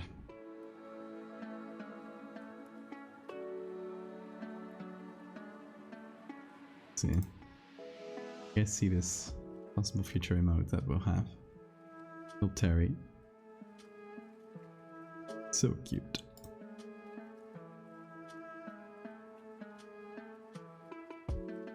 Yeah, I'm a Kevin as well. These were fun to make, this little...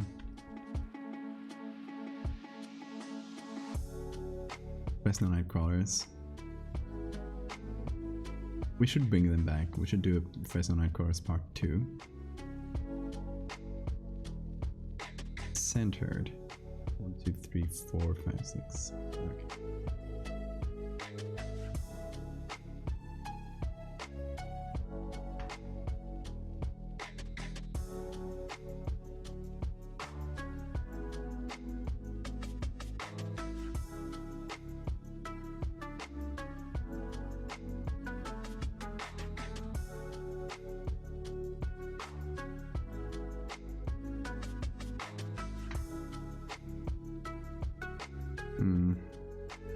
Okay.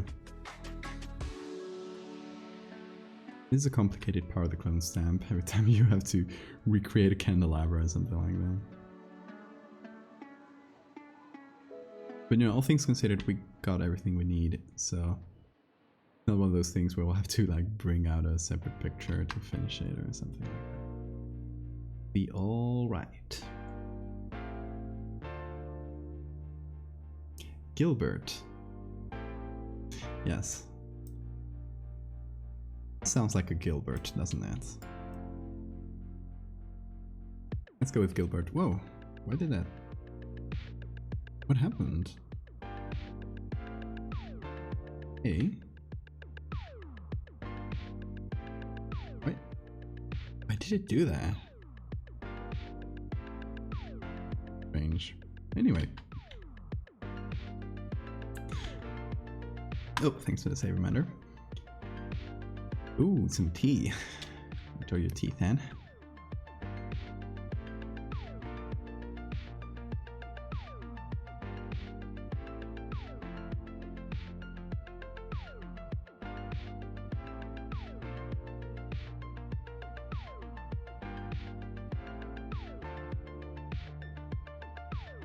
This feels again not centered. How annoying that is.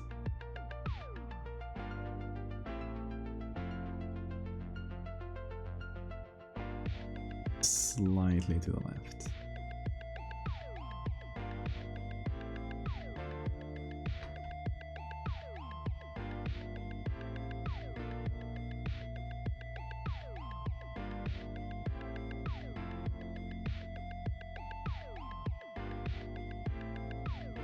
Oh, the joys of having to recreate a candelabra. Nothing. I've been able to enjoy tea. Me neither. Not a big fan of tea. Coffee drinker though.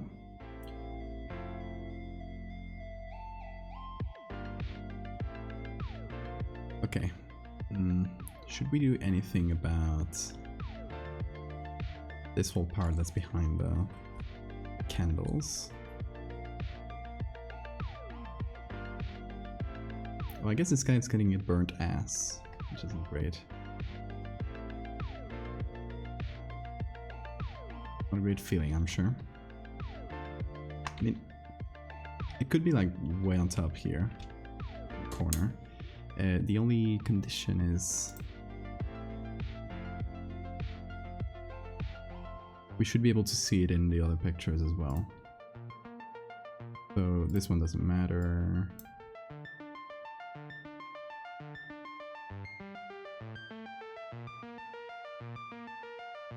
Yeah, it should be lower. Shouldn't be that far up.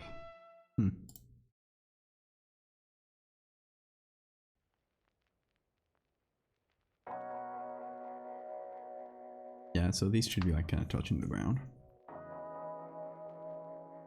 Are you currently in Spain? Because it must be very late. It is very late. I'm a very, very late night person. So this is a hours I'm most active at. So very late at night.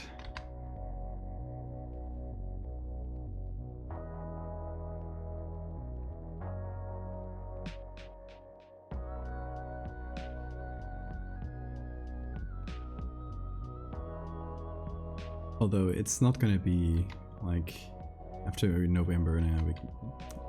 I'm doing these daily streams and I'm just trying to carve some time out of the end of the day to do them.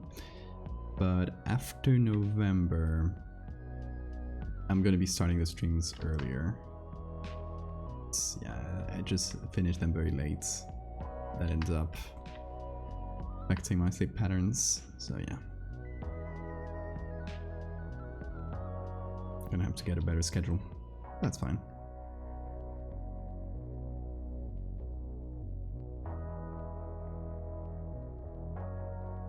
First time I went to Spain, the jet lag kicked my butt.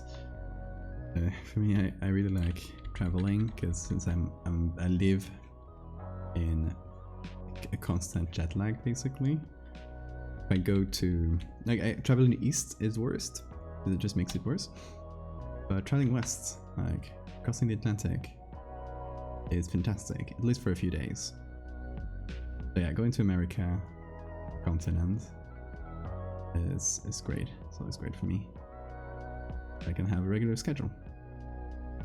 Maybe there a couple times though. I'm gonna go again in February. Expensive.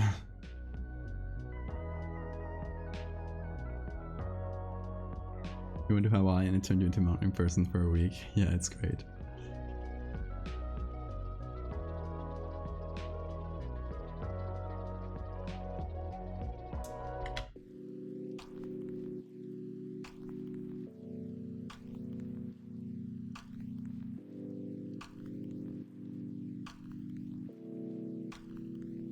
Okay, this part is going to be slightly complicated because we gotta like go around all these candles that we just created in the most part.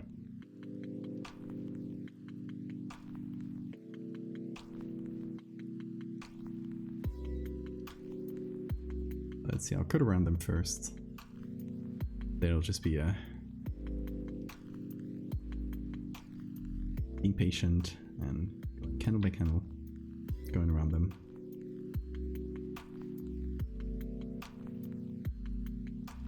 Just dawned on me that I'll have to do this for the other pictures as well. Maybe not in the same way, so hopefully. Are you using a tablet? Yes. Using a Wacom N2Os. It's not the ones that have a screen on them, but quite good for photo manipulation. I'd say it's quite necessary. Because you do end up having to do a lot of painting, but painting gestures.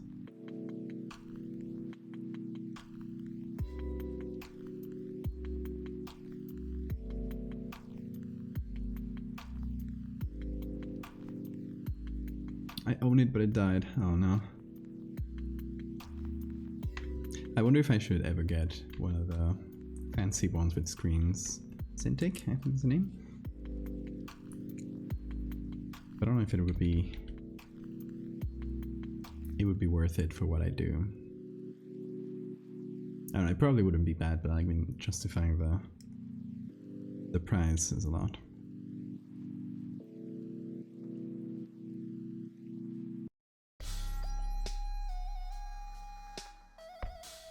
Like maybe if this one day earns me enough money to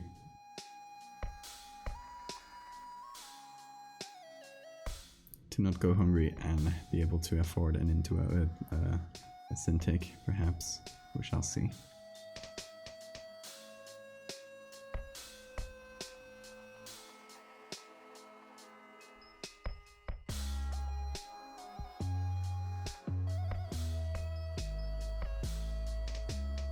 How much was this tablet? I don't remember. So many years.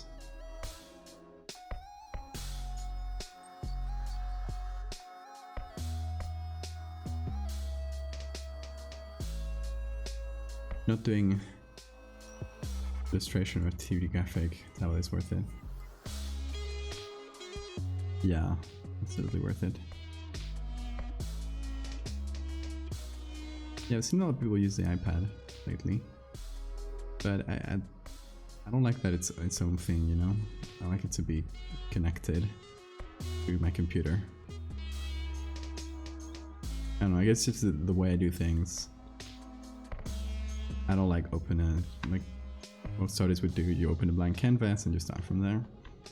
Because I gotta do a lot of research for pictures and I gotta find pictures on the way, on the go. So having it on a tablet will just make everything so slower, so much slower. Unlike a standalone tablet, I mean, on an iPad or something. Also, Photoshop, the tablet version of Photoshop, I should say that, simply would not be able to handle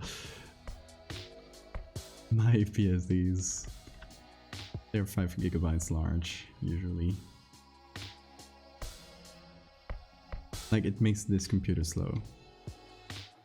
It's a quite decent computer.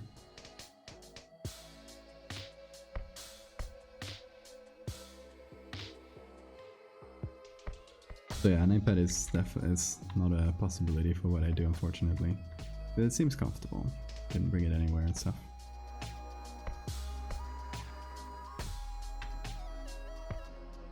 Okay, done a bunch of clone stamping.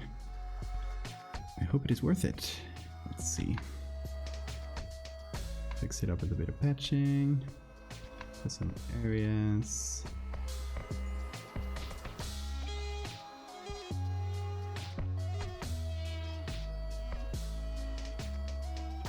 Alright, so now we have an empty canvas to put our big bug guy. 1p, 1 pill. With the photo.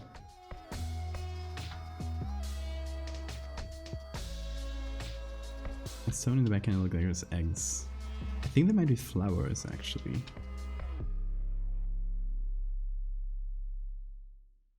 Oh yeah, actually kind of removed the flower pots accidentally. So now they look like they're in the back. Which is not necessarily bad, man. Could try and bring them back.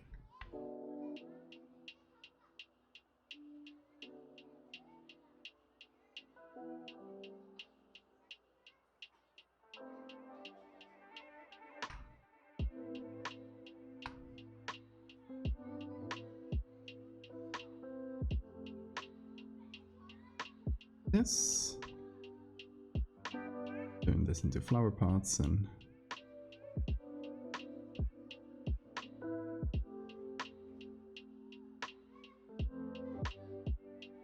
let's just say it works like that. Okay, Big Bug, welcome back. Missed you.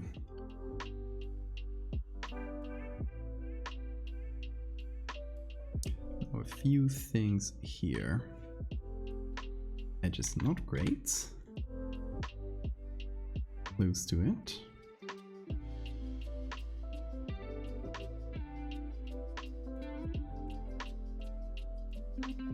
makes the whole face look a bit weird.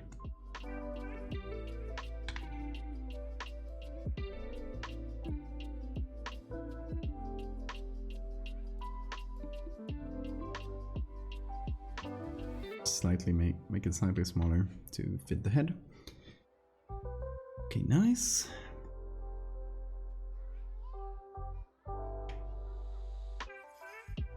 Let's just call this I don't know if that's how it's written, but it'll do.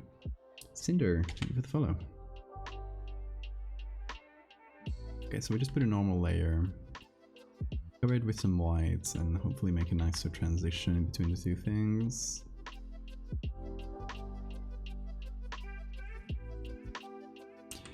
Then I'm wondering if we need like some human-like arms, at least for the top ones. What do you guys think?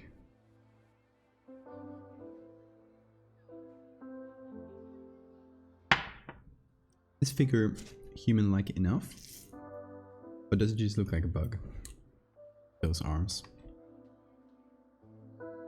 So I wonder how could we even combine human and the bug arms? Ask. From Twitter. Good stuff, thank you. We appreciate it, Cinder.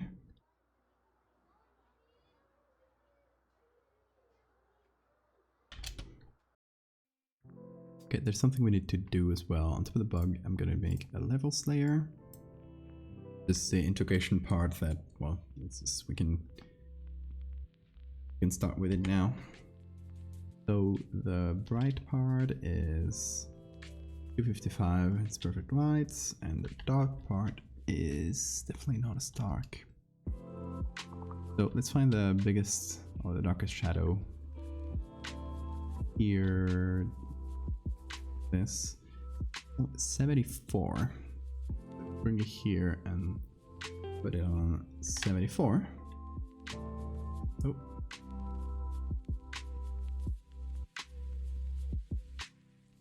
This is the bug.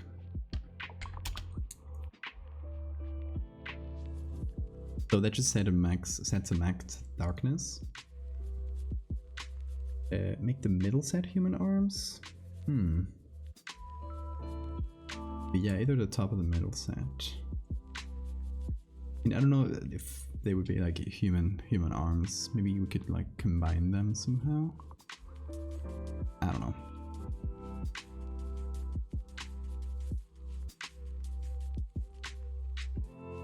Also, this levels layer probably exclude anything going on in here.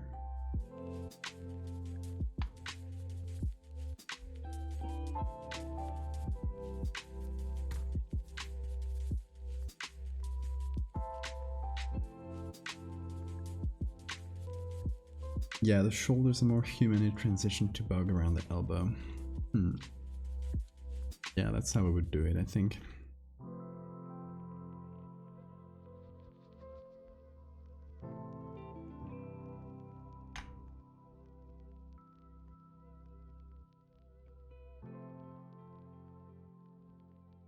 Okay, let me feather this a bit.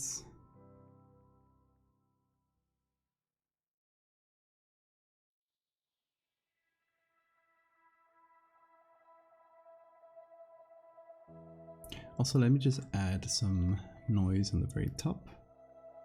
Grain.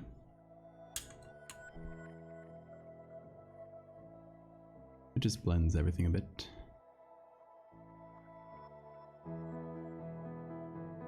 Hey Blas, it's going well.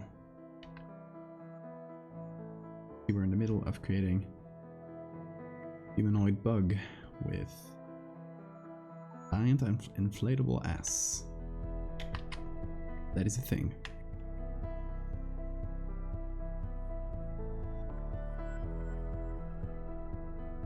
I mean, it is a thing in the natural world, not only in this fiction series.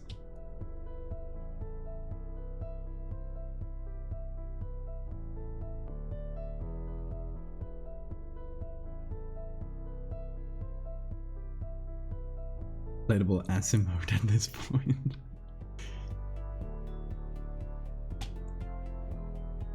Get your Valdevia's inflatable ass. Only in stores today.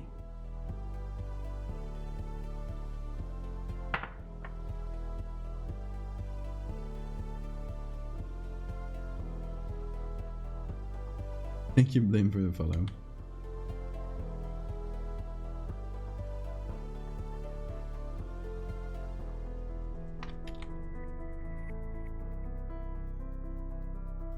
Also, hey, for the new people who got here, we reached today,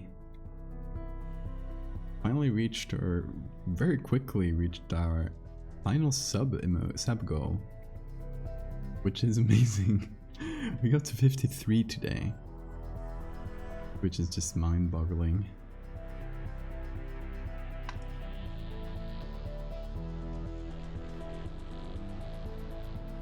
Like, yo, the objective for the month was 35.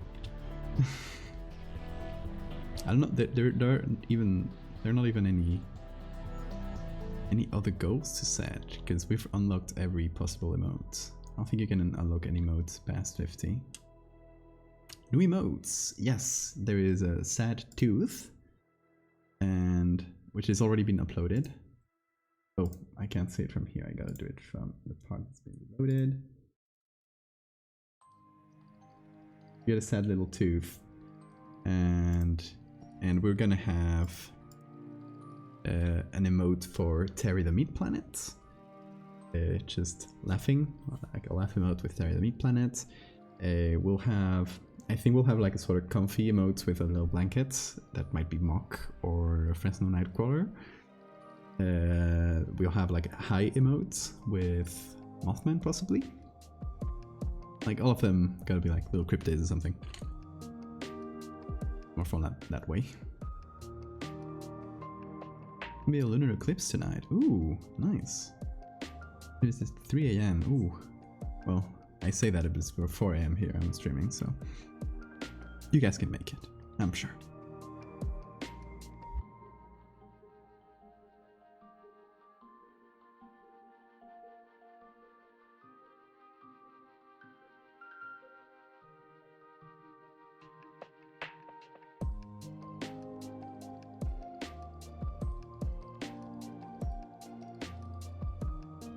Okay. Human arms. Wondering if we have any. We don't have really any in this picture. Usable at least.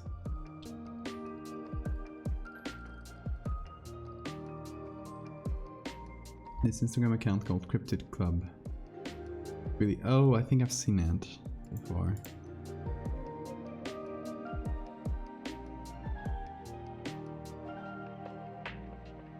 Yeah, it's like a little webcomic, right? If I recall correctly.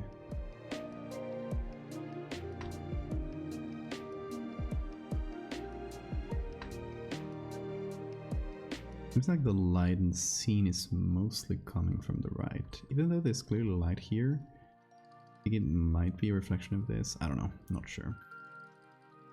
The fact is that the shadow is here, and that's what we're trying to imitate.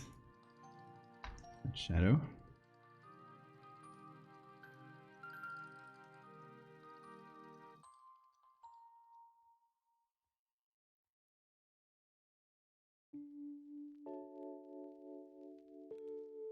So this part is lifted up from the wall, so you create a softer shadow.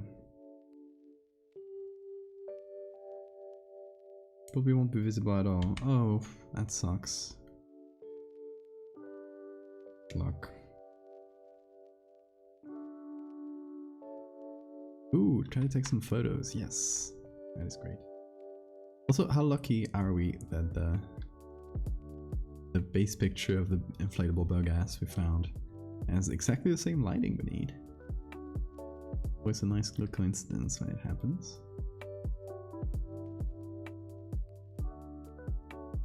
Saves us a little work. Everything looks nicer. Okay, we gotta remove all the shadow we can from here. Would it burn its ass? Yes.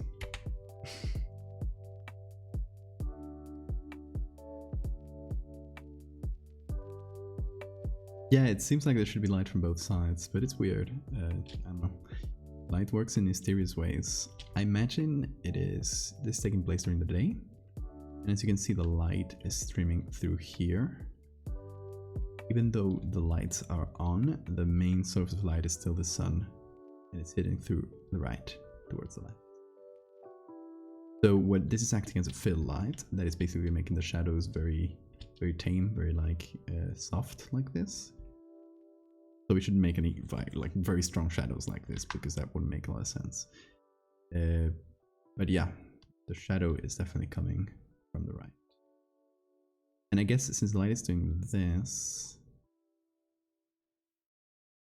kind of going down, the shadow would be much softer up here. That would probably translate into the guy's coats, which would probably also be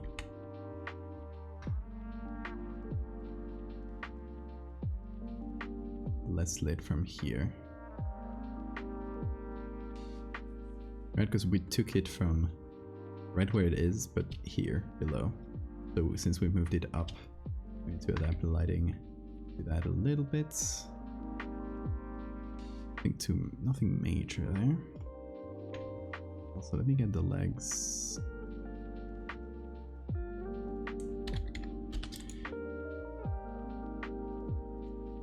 Some levels to them, and they should also be blurred, possibly.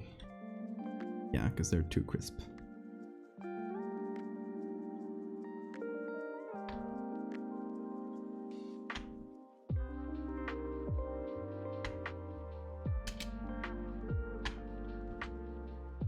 Nice. So some levels here, let's see.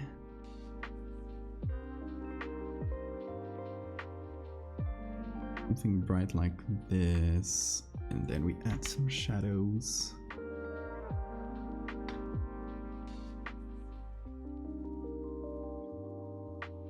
On this side. Nice, it's starting to look incorporated into the picture. Slowly but surely.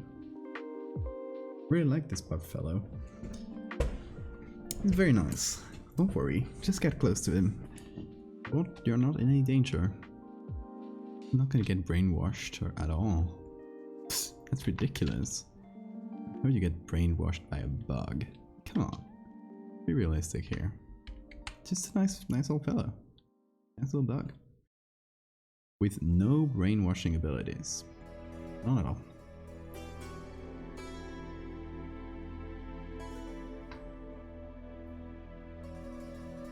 I guess we have to acknowledge lights that are right below his ass, but not to make a big fuss about it. Also, here's the mosquito of the day. It was against the mic, so I couldn't like slap it. Unless I wanted to make you all suddenly deaf.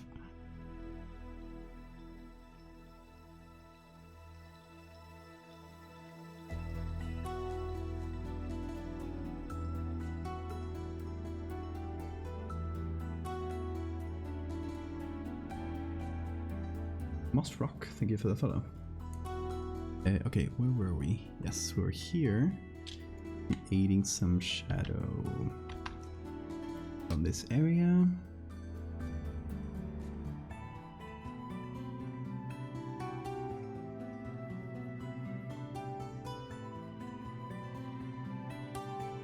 What are you guys' thoughts on inflatable bug ass? Give me your honest thoughts. Is it creepy? Is it just slightly weird? I saw it and I found it such a cool... I don't know, I just found the image itself creepy. It looks like horns from hell or something from a demon.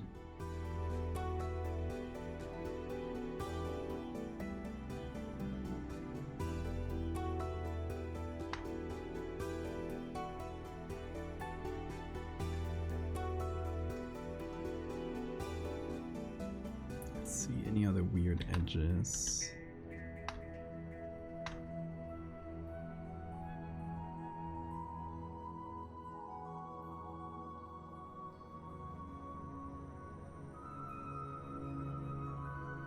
Weird and gross, but in a cool way. Nice.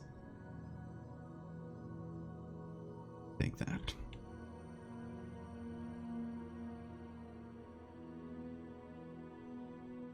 And I mean, intentionally or not, this kind of looks like a crucifix. Like, it creates this shape.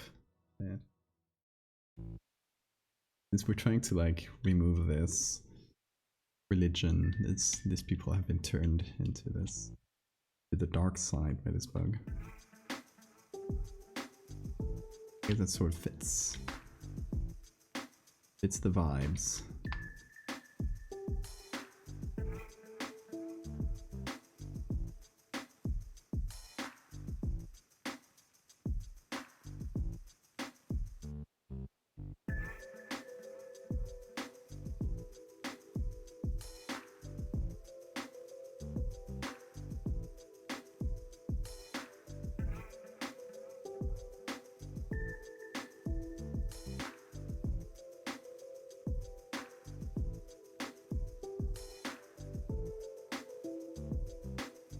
Okay, and the lit up hair here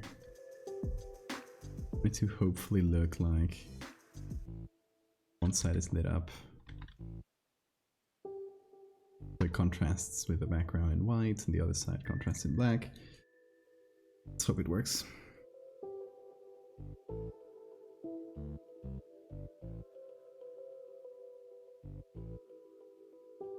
If you're here, then you probably find the combination between weird and gross cool. That is true.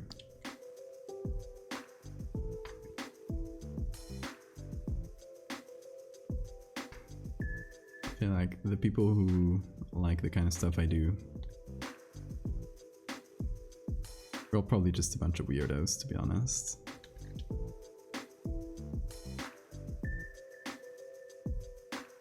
In a good way.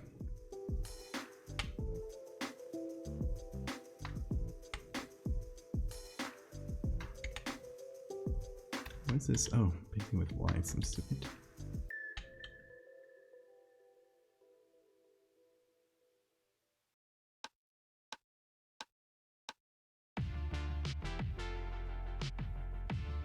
That's a very nice compliment. You bunch of weirdos. You know how many streamers, except for me, because I'm the weird one, have like pet names for their audiences? What if instead of that I just call you weirdos?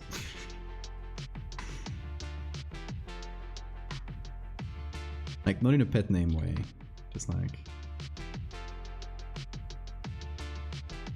pointing it out from time to time.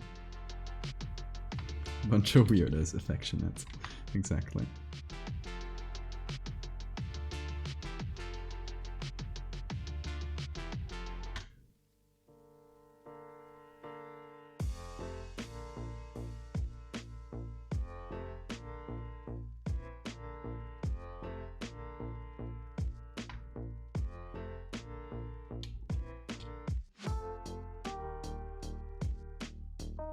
The Valdebugs.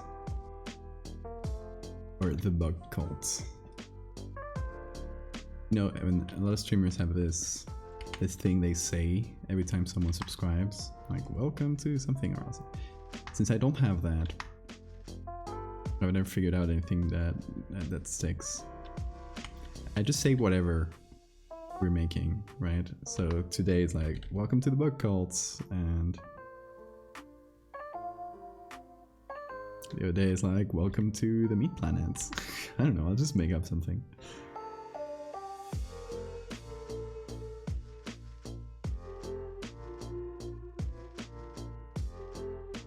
He's the bug priest. Yes, indeed. They're all worshipping him. Well, I don't know if he's a priest per se. It's like he's just there being worshipped, you know?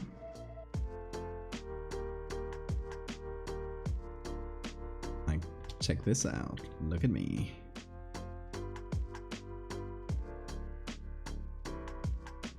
Welcome to the Meat Teeth Bug Planet SCP Borehole. It rolls right off the tongue, and a mosquito nearly bit me. Dang it. There's Megafatso gone. How sad. I got my cool new cloak. And if I had that cloak, I would show it off. Remember to hydrate, everyone.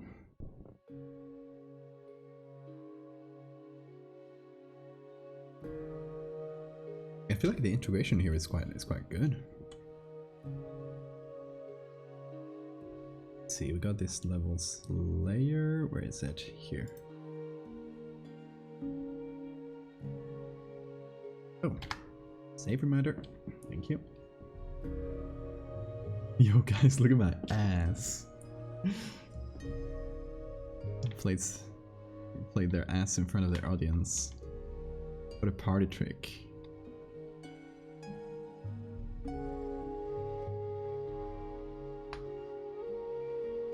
I'll pull it up a little bit.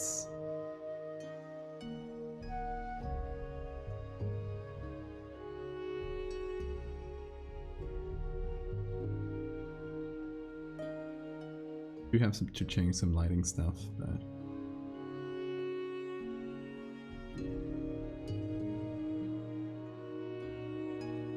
like around here.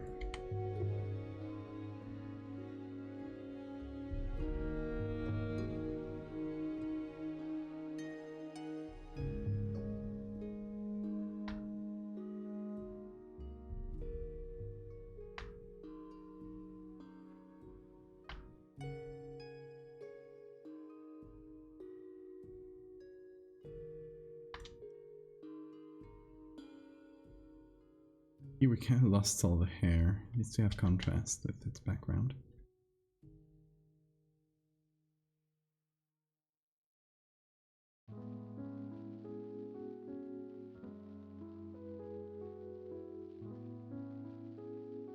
Okay, so for the levels here,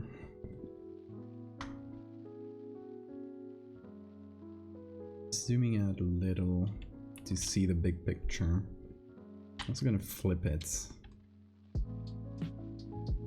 I think it works flipped. Okay.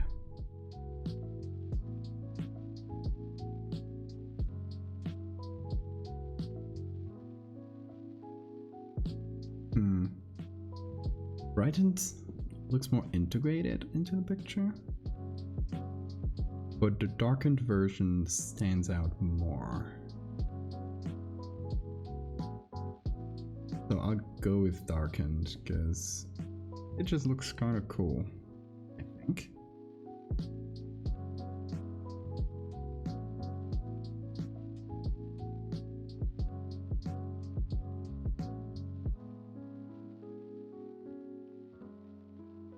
Okay, now a part of the question we had today is human arms or bug arms, or some combination of both.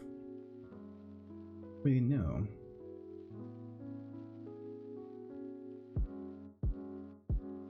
Combo in between human arms and bug arms might be kind of weird.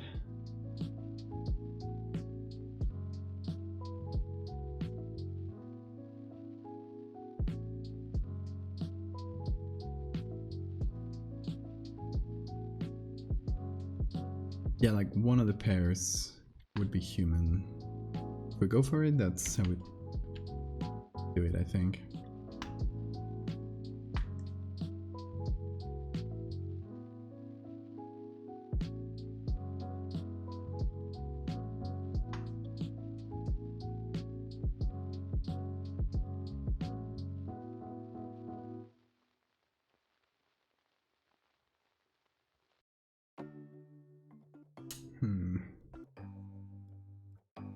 Let's see. Let's do a quick search for arm. And find something from the back.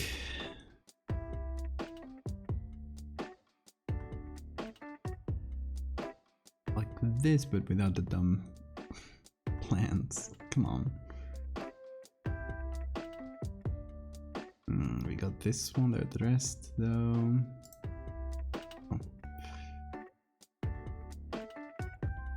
Go to Unsplash.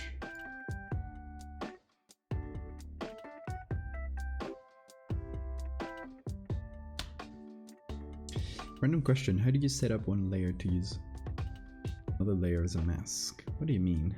I don't know exactly what you're meaning.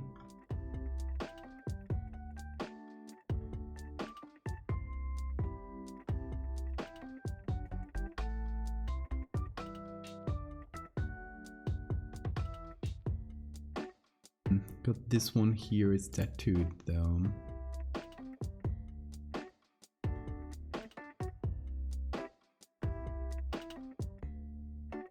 Oh, clipping masks. Yeah, you just press Alt in between the two layers and click on it when the cursor changes.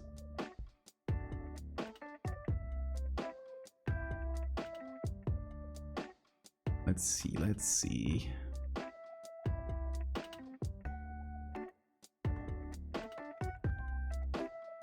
The angle is not perfect, but it could work.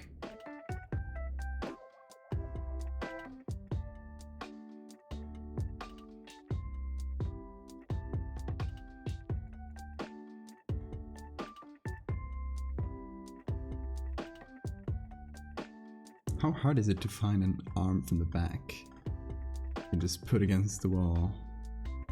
Well, look, this one's painted, but I don't care. It's not gonna be seen at that distance, I think.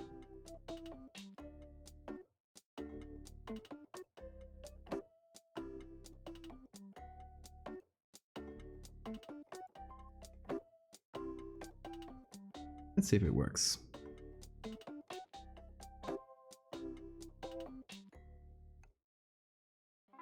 Okay, we're gonna do a select subject here, which should be quite good for Photoshop. Say that too soon. On Photoshop you can do this. Nice.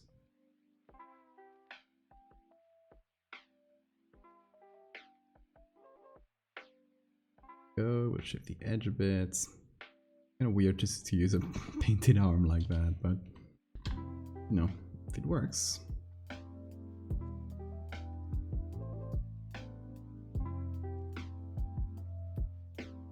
I think we'll do it for the top arm. Limb, I mean. You know what I mean. That thing there.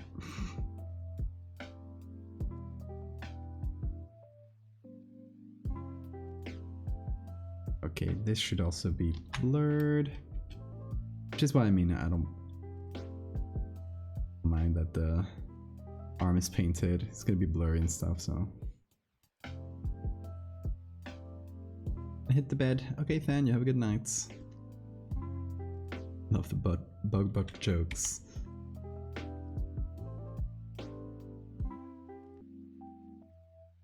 Don't get the bug butt spites. It's a hard one.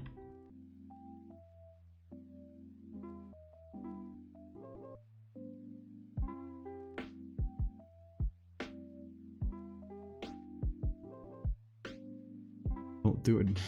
Doctor says, and don't touch the weird butt. Or do. Touch it. Come on, go for it. It's fine. It's fine. Where the bug it won't harm you. You will be okay. I swear. Just touch the inflatable bug butts. Come on. What are you waiting for?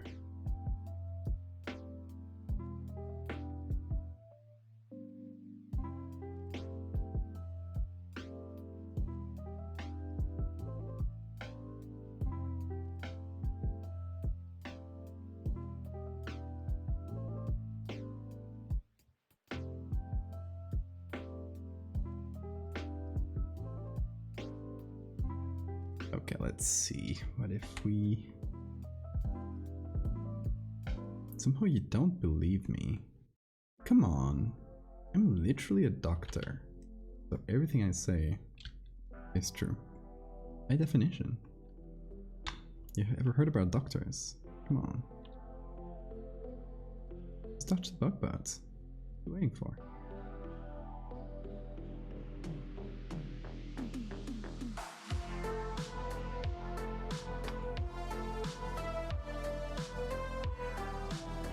Okay, I'll go to the leg layer here. just hide this part.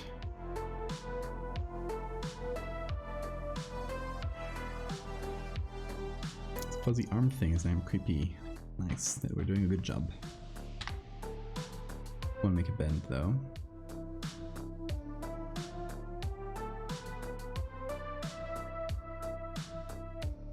Like this perhaps?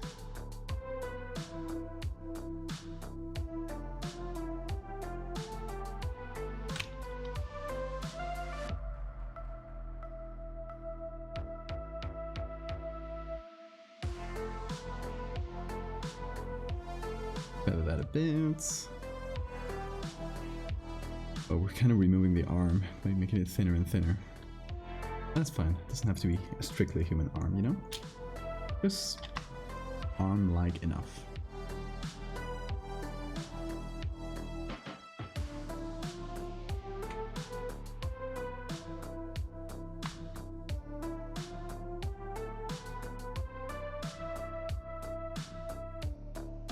Okay. It's a very tiny shadow of each finger.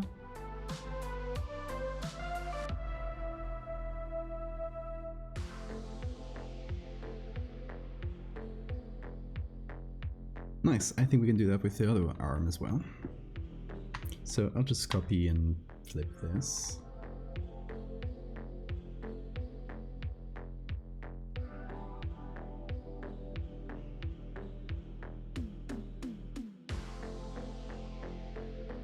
Change it ever so slightly so it's not the same thing over again.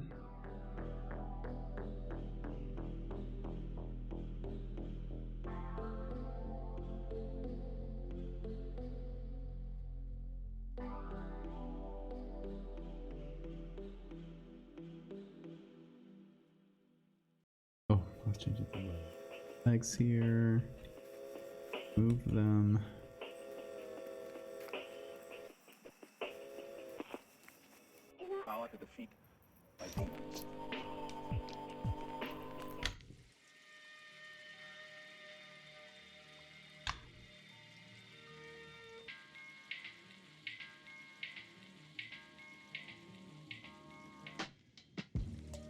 Move it around a bit more. I find a good place for it. Wrong layer. Go to the shadows, remove it from here. Up to the arm.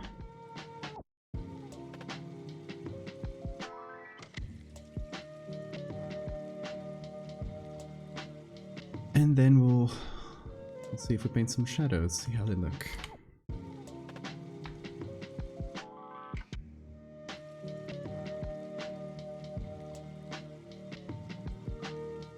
I'll have to do something on top of the hand itself. Paint some shadows and stuff. The lighting matches better. Because right now it's inverted.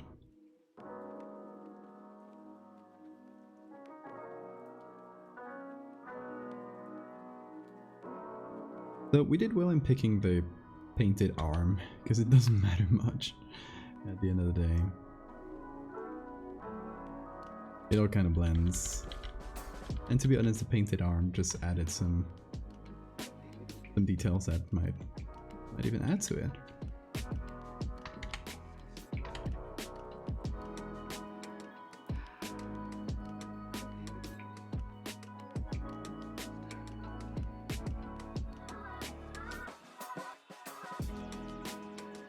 Okay, so we just turned one of the limbs into human hands. A level of blasphemy is being achieved, exactly. You know, something I'll do as well is go to the clone sample layer and I'll remove this. I said I wouldn't, but now I'm feeling like it's distracting.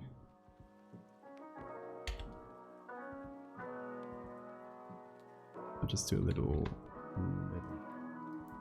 patch here.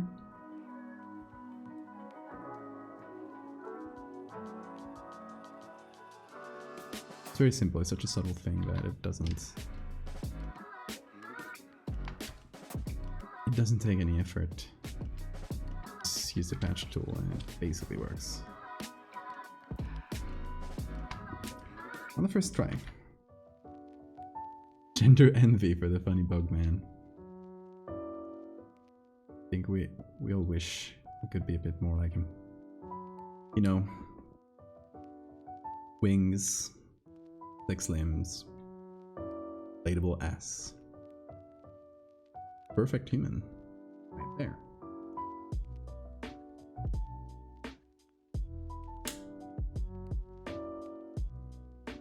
Ah, nearly caught the mosquito. I'm just following it. Flew around me. So annoying. Little rascal.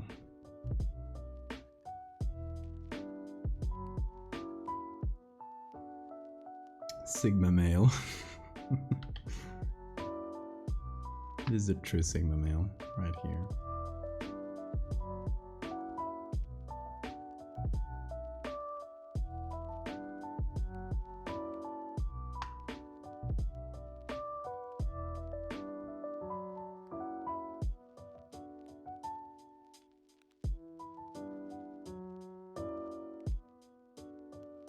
Let's see, more lights and shadows.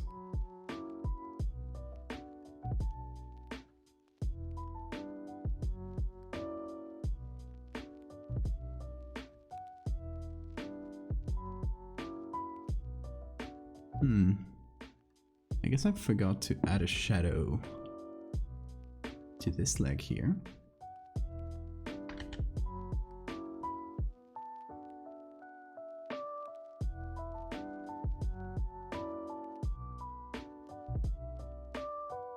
Because the light kind of comes from lower here, so actually create this shadow doing this. Then blend in a bit. This one would do the same.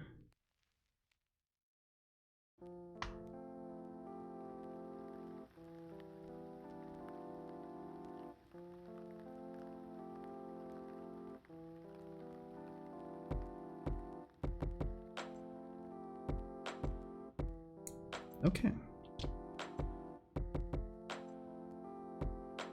We have a bug humanoid here in the back. Feeling the vibrations of the wall.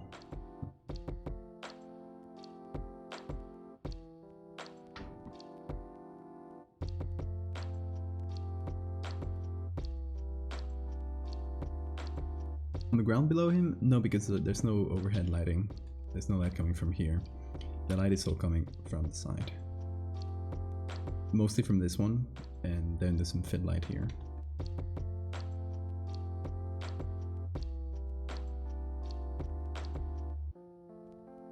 So there wouldn't be really any shadow here. There would be some on the altar here. A bit stronger.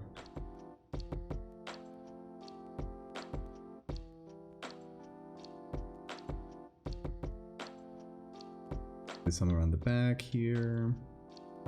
I have this main shadow here. Be smaller.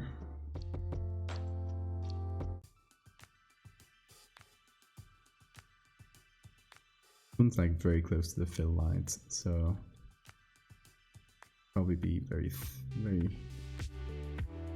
not that much in shadow, I guess.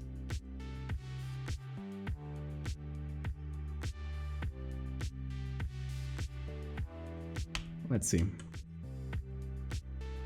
Keep this all a little camera roll, as usual.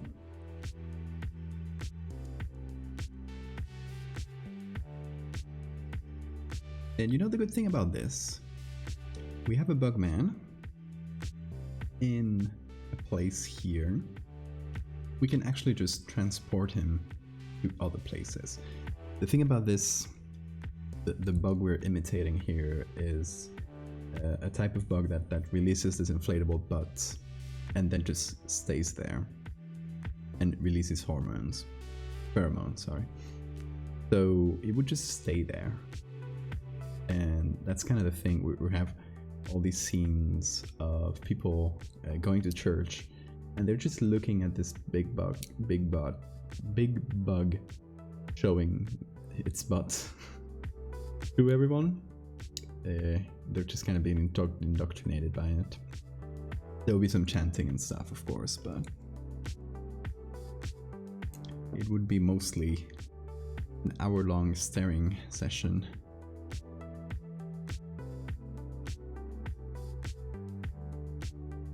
But I mean, I would stare too. Like,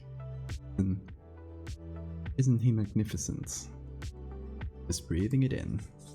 Exactly.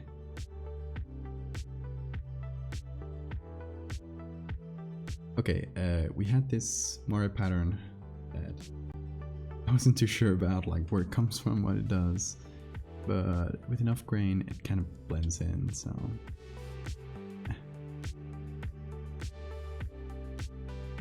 we'll just forget about it.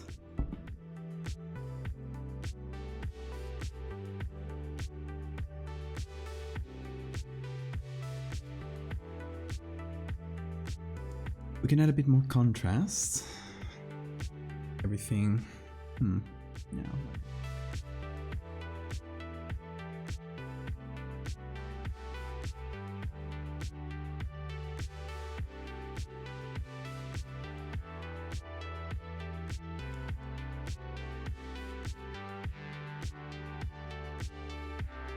Maybe just twerking a little.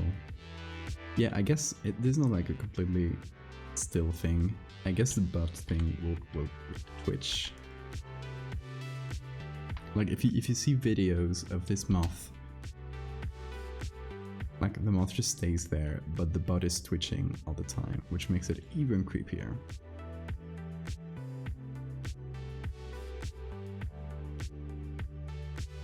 So yeah, a sort of bug twerking. Doesn't twitch as fast as twerking, but it's kind of constantly moving around.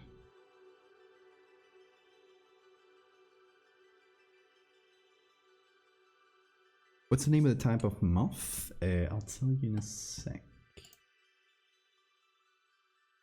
It is... Oh, I thought I had it here. Hold on, I found it. This Kratonos gangus, which is what I just pasted on chat. You know, look it up. There's a bunch of images and videos. Hold on, I got a video to show you guys. It's not from the same moth, but it's from one of the same family. Back.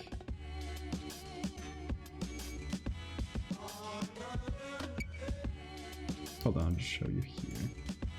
So this is from valdés-hevia, which is the same type of bug. It's a dead one, so don't worry, they're not torturing it.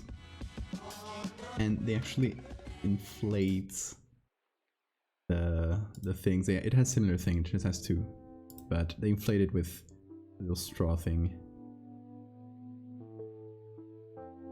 So look at that, look at them go. That is how they look like, what they look like in real life. They inflate and uninflate. Creepy, right? Oh, hey, we're on YouTube. It's up to my YouTube. I started doing videos. I just have the one for now, but... Hey, it has 300 views. Where did those come from? Yeah, check out my video on YouTube I did the other day.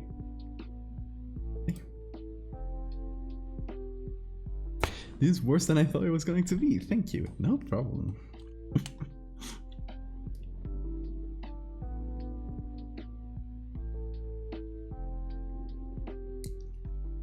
See, that's what I was fascinated by that. And oh, there goes a mosquito. Got you. Anyway, I caught a mosquito. Yes, that's why I was fascinated by the inflatable bug ass, and I wanted to include it in the Megalomorpha series. Like the moment I saw it, it was like, yep, that is going in. What do we have going on here? Intrigue. Punk. Or I'll just call it punk. You don't mind. What do you think is going on here? Tell us your interpretation. So is the picture finished? It is... I'd say it's fairly finished.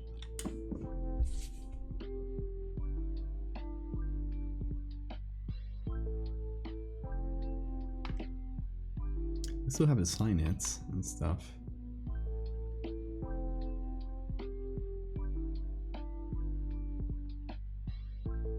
Welcome to the cult of the moth.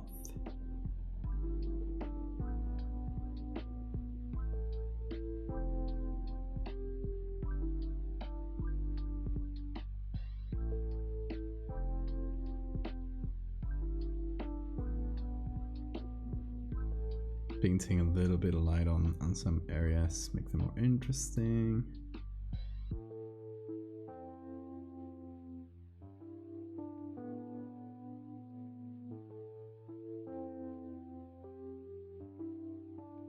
Exactly, punk. That's what's happening.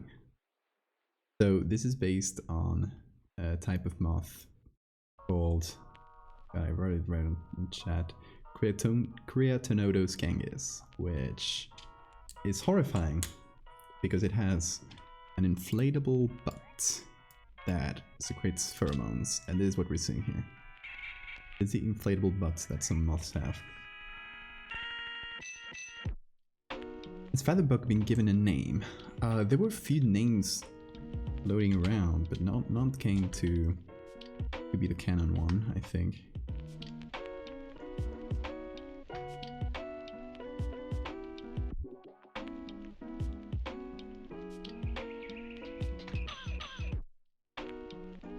Yeah, this big bug is using pheromones to create a bug cult around itself. And the story about this is going to be about this little small town, I'm going to say Norway, but I might change the place. Small town with its regular Christian worshipping place. Lutheran, I will say, because it's what they usually have over there. And this guy arrives and starts mind control, or like, I guess brainwashing people with its pheromone thing, and started creating a bug cult around itself. Which, if you read the Megalomorpha series, has already happened in the past, in the Middle Ages. It'll be a self-contained story, so at the end, I don't know what'll happen to the bug man. Probably escape or die somehow.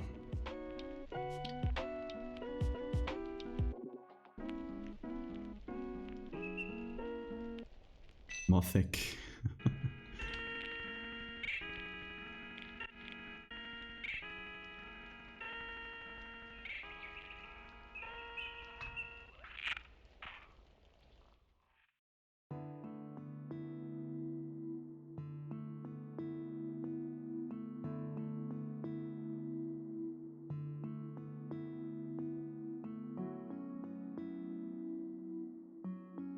Trying to make these little antennae here easier to distinguish.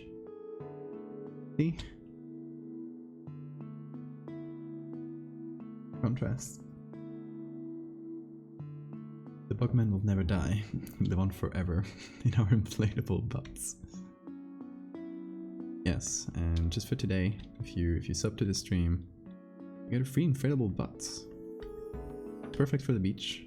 Just float it out in the water. Limited time offer.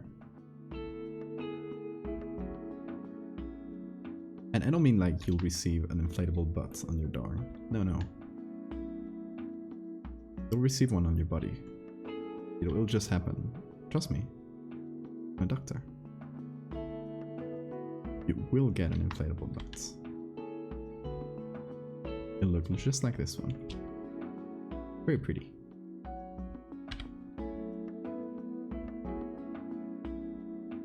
can also attract moths with it, which is a fun little side effect.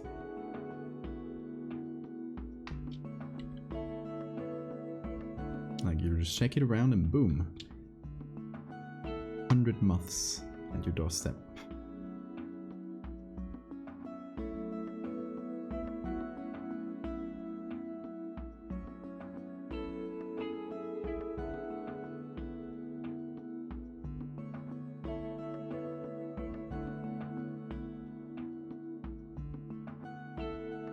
So as you can see, we gave it 2 moth arms and 4 moth arms and 2 regular human ones. It has a human head, but with moth antennae on it.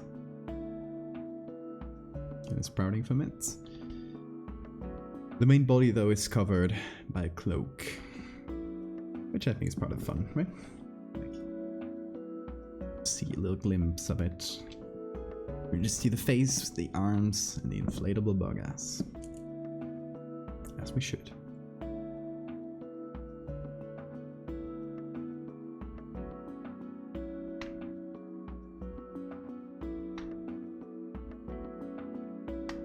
But yeah, it's what I like to do with the Megalomorpha series, right? You kind of ease a concept and then just show a little bit more of it, and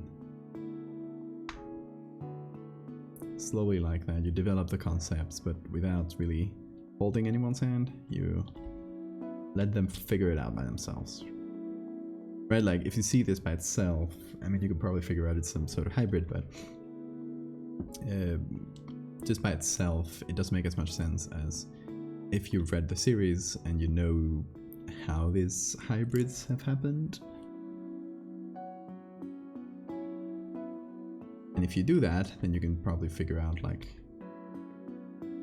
what is this hybrid thing's intention? Trying to get people. What for?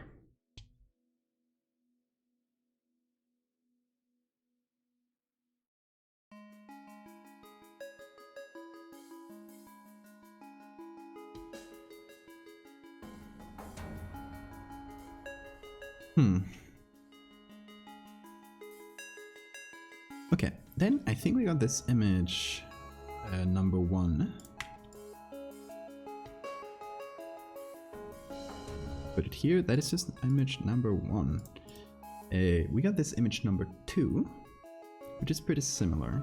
I don't know if we'll use it. And then we got these 2 from a distance. I kind of like this one because our big bug thing will probably just be a dark dot here, a dark shadow, which will be a nice teaser for it, right? Like, before we show the full thing. So I'll just get the big bug, make us a noise, why not? Bit here outside.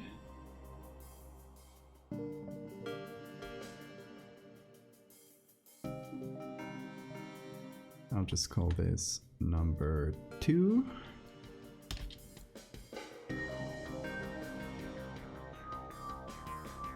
And whoa, there.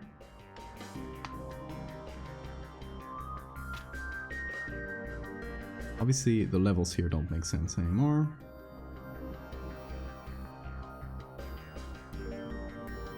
Just the darkest parts will be this here.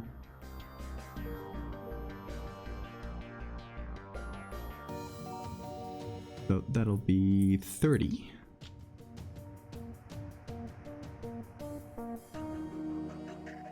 Go 30 here. Probably a bit more. This was a noisy area.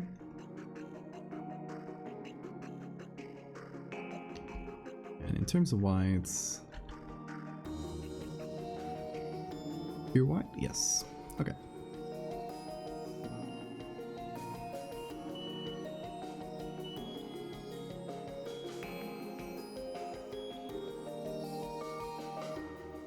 So, with that, let's take our big bug, make the size more or less correct. Maybe change him slightly. Obviously, we don't have such a directional light here, so we'd need to change the lighting somehow.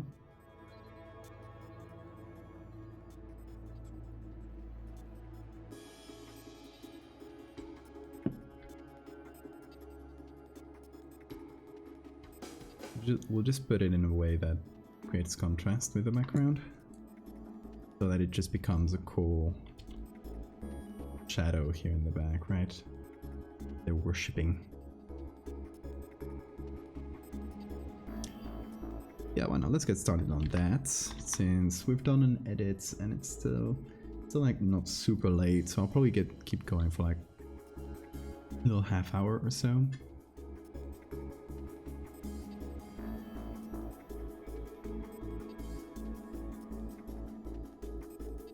Or however long we last, you know?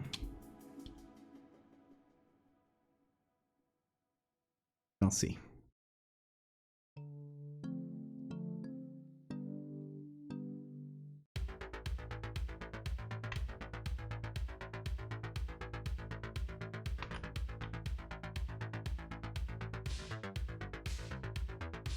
Okay, will we be able to, let's see, let's just do this.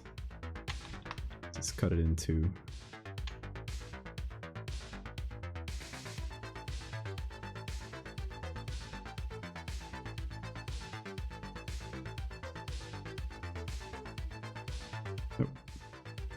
this.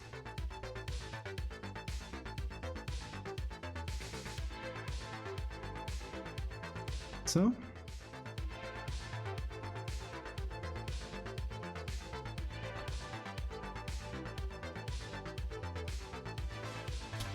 Nice.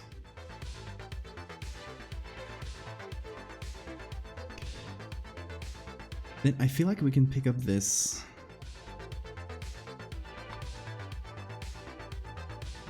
area here, I mean this guy, and just turn him into the new cloak of our guy.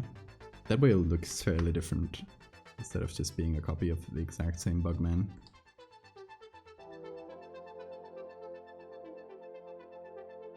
Remove it from here. Thankfully the patterns here aren't so strict, like we can just wing it. It's all in such darkness that it doesn't matter much. It'll save us some work on it. It's pretty nice. I always appreciate when they save me some work.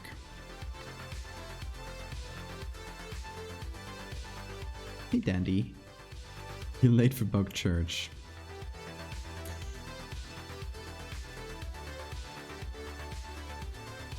You will have to confess all the sins.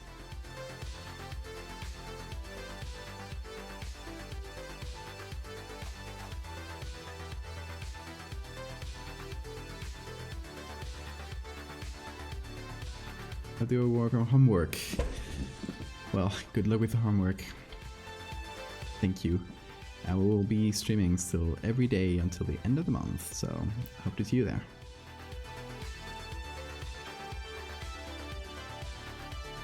Good luck with those homeworks.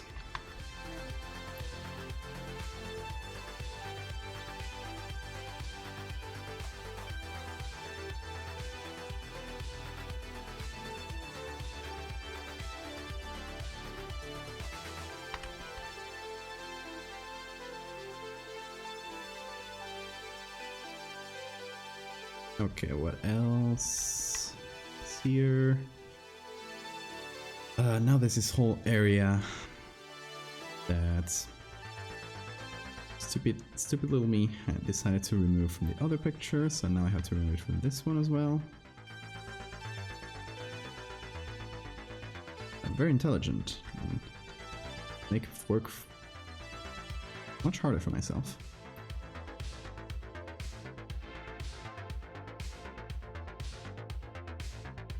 Thank you past me, giving me a harder task.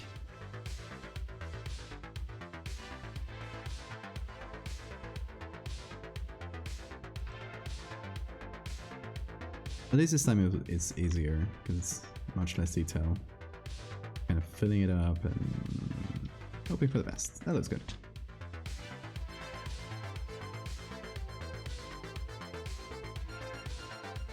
Now let's keep going on Priestman.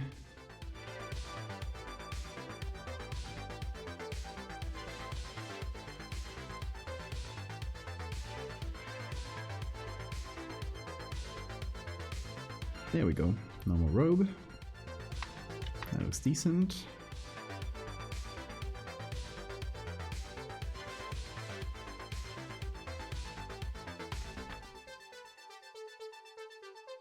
Alright. That was much faster than the first time, at least. Here the Bug Lord would be proud. Hold on, if you want to see what we did before. This is our Bug Lord. Well, what we can see of him is he's wearing a cloak in its true form. Or at least the parts he can. And we're putting it here.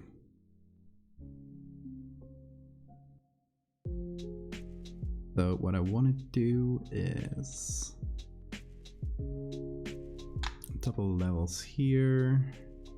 I'm gonna take the actual cloak that the guy had in this picture, and maybe I'll keep the size. No, I'll just make it larger. Hopefully the noise will cover our defects, the blown out noise and stuff.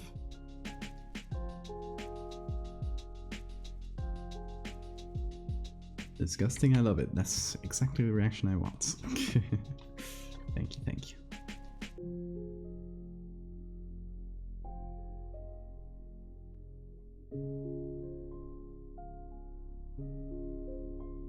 So we have this way more neutral light here.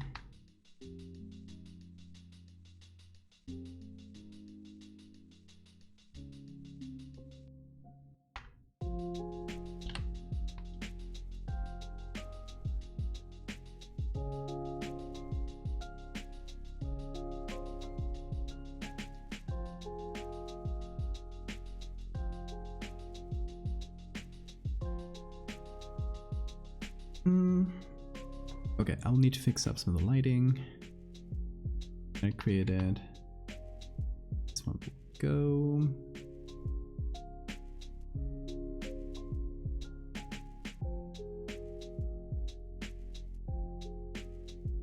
Okay, these are all the shadows we created. And the thing here is that the original, as you can see, there's two shadows pretty much equal going to each side. So maybe I can flip this, make it go to the other side,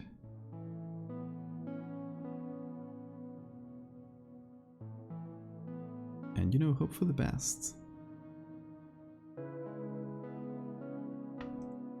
Let's do a little warp.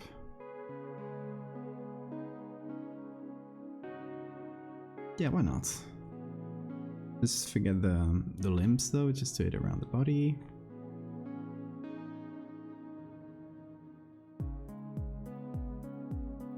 Okay, so that creates a bit of a shadow on the other side. So not sure about this whole tunic thing. Like, I kind of prefer the original.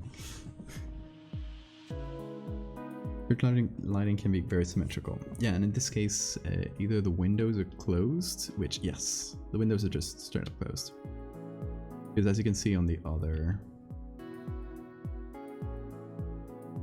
one, the windows are... Oh, that's not the one. Yeah, on this one, the windows are open, and the lighting mostly comes from the right. I assume this is all from the same moment, but it could not be. It could be from different times, different places. And the place is the same. That is for sure.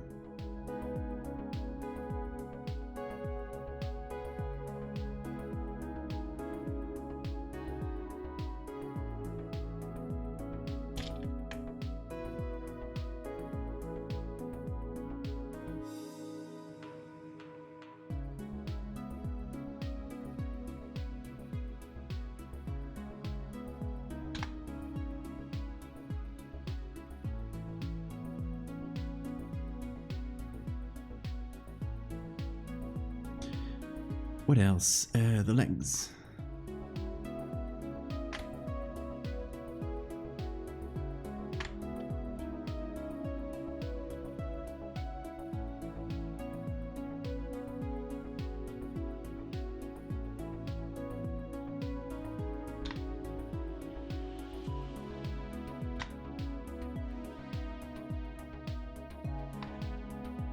Just moving everything, like the legs and stuff, just so slightly, so it doesn't look like I'm copy pasting, which I'm doing. It doesn't look like I'm copy pasting too much.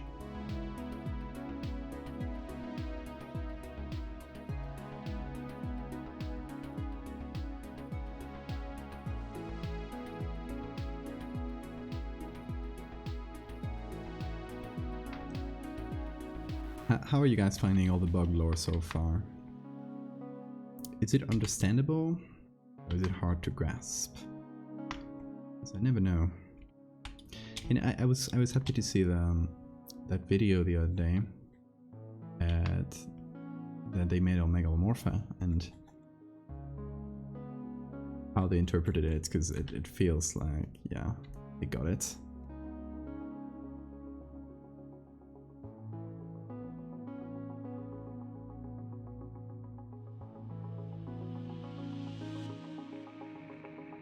I hope it's gettable, you know?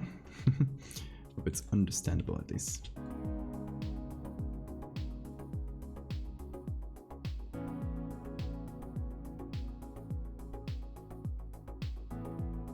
The hair here is going to be hard to make noticeable, but you know.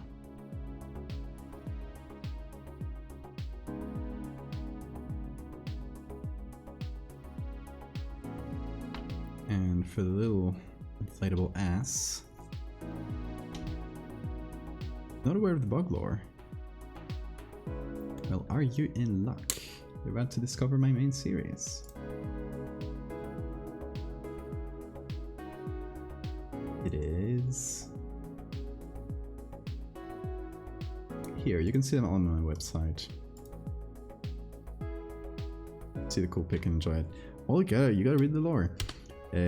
I recommend you read that the contents of the website from the bottom to the top, more or less, because the ones on the top are the newest parts. So yeah, I'd recommend starting with the lower ones and then just scrolling up through there. But that is the bug lore that's always being referenced. So yeah, I love that series. It's my main thing. It's the big thing I'm working on over the past year and something.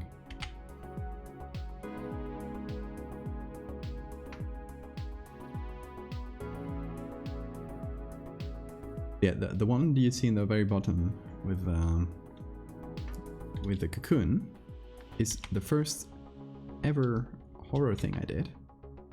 So that's that significance to me.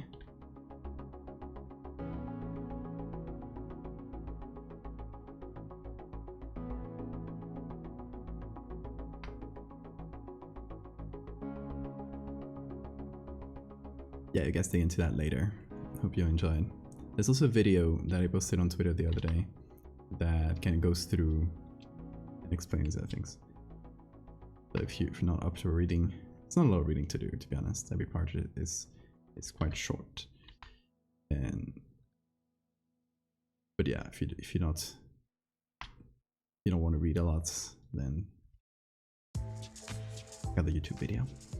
How do you feel about people writing stories inspired on your work? I love it. I don't think there's any better compliment than people being inspired by what you do.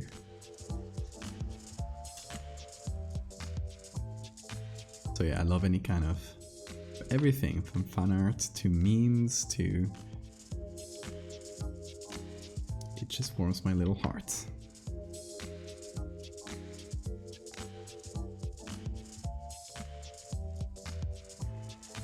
Okay, let's see, what do we do with this? I don't like the texture at all.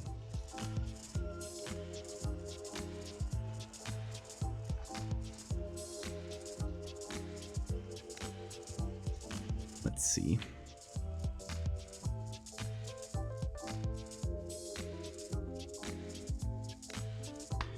Maybe if I...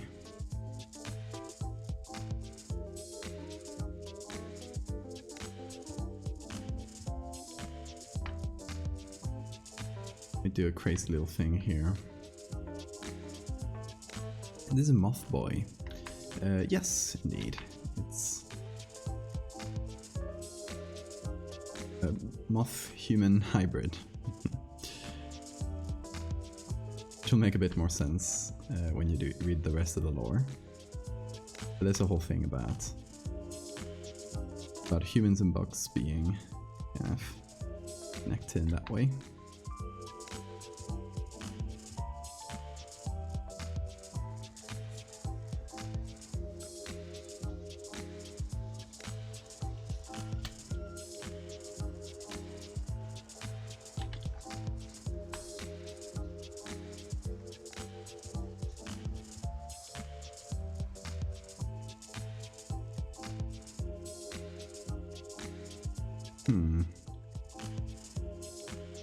Okay, it feels a bit flat against the wall. I feel like maybe it needs a stronger shadow this time.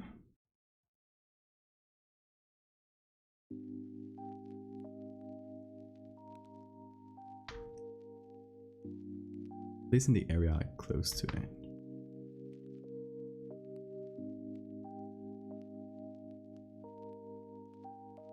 It also might do well with a little bit of blurring.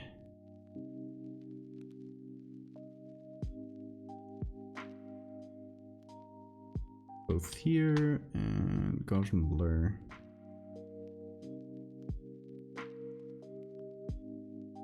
Here. Cloak a little bit, perhaps.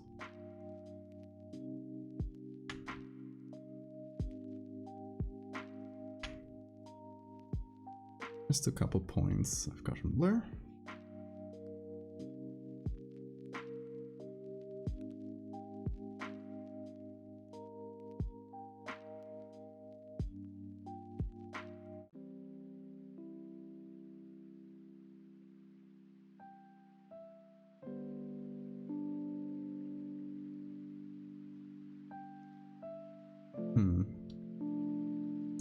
I feel like it's not noticeable enough in this lighting. It should be darker in general.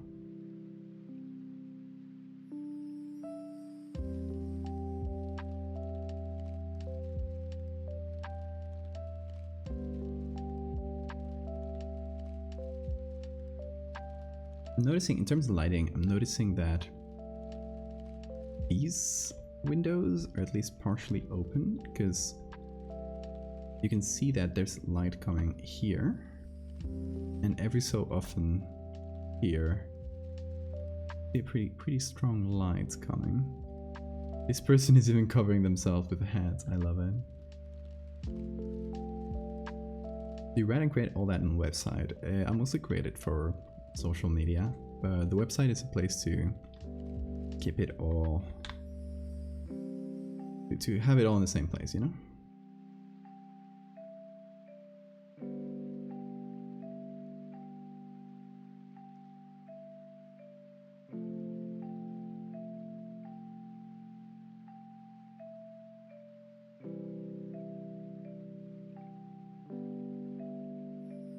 Yeah, there's also like a little collection on Twitter where you can see them, but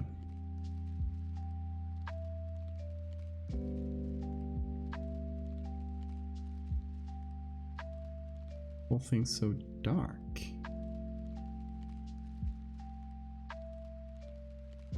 There it is.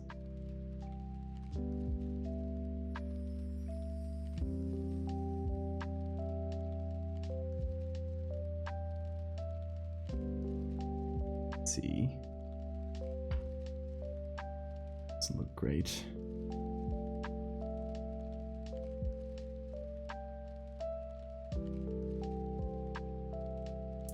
Well, isn't enough.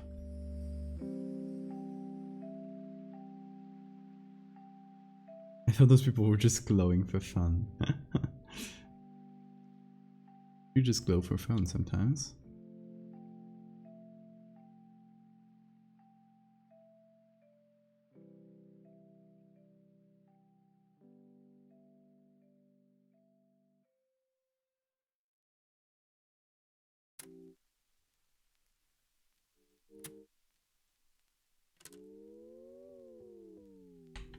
more overlay on the cloak.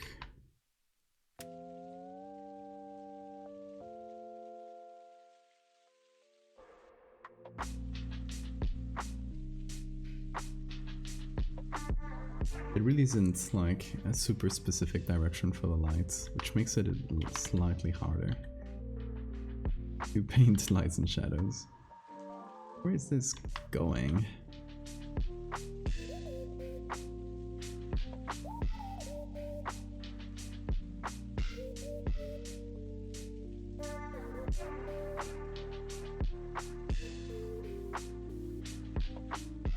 Okay, let's see here, an overlay.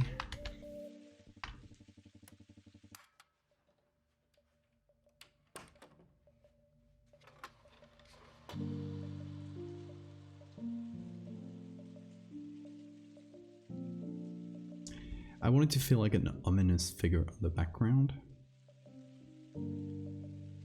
That's my goal here. Ominous background figure.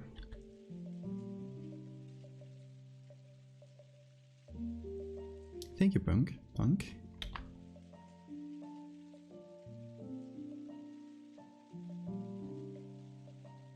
I think it's the thing I found I enjoy the most is the storytelling aspect of it. Like I used to do just Photoshop stuff, and it was with that series that I started to actually do some storytelling. Yeah, happy where it's been going so far.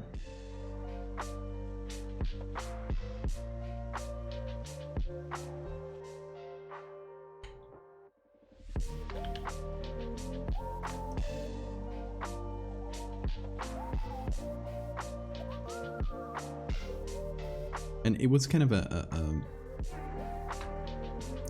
not improvised, but the series was sort of,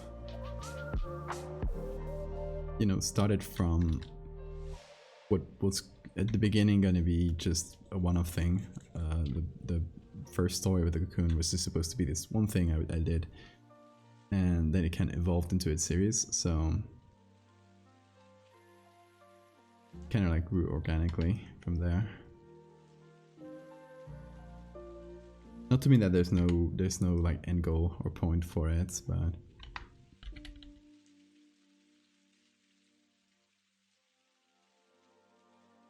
but yeah, it was kind of built slowly, organically.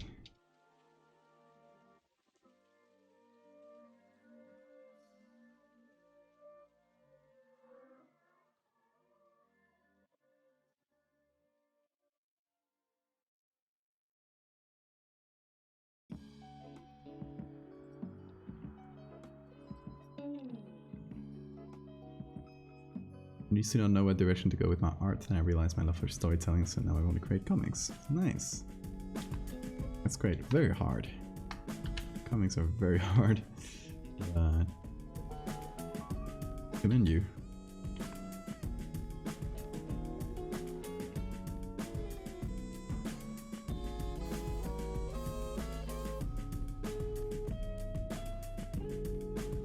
Yeah, everything I do, I try to give it a little bit of story behind it. Even if it's just like a little tweet of context or something. And sometimes I like to make them into a series and create a larger, overarching thing. The main ones I have going on now is the Fractal series and the Megalomorpha series we're doing today.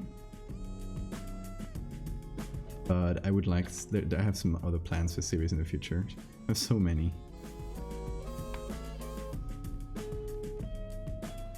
People ask me sometimes how do you not run out of inspiration. It's just because I still have so many ideas I haven't even gotten around to. That takes time.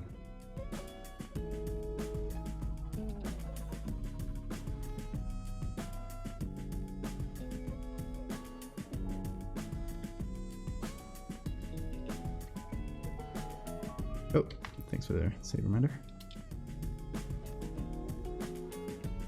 Thank you, Punk. them. Them. How do you say that? How do you pronounce that?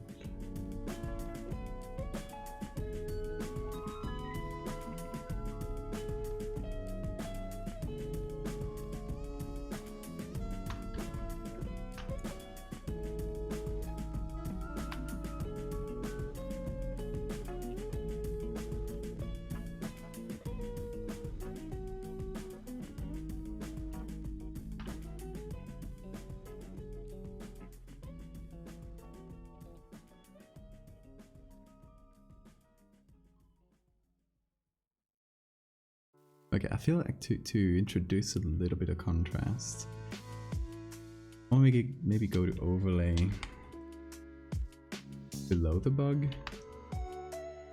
give it a little bit of brightness so that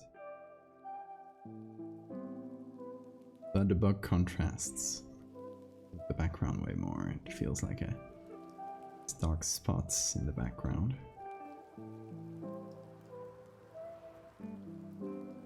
Kind of like light up this whole room a little bit.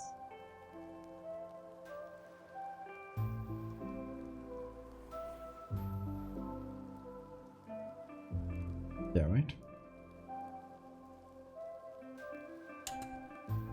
Relate to the stream. What's being made? So you can see this is a little bug man creating a bug cult.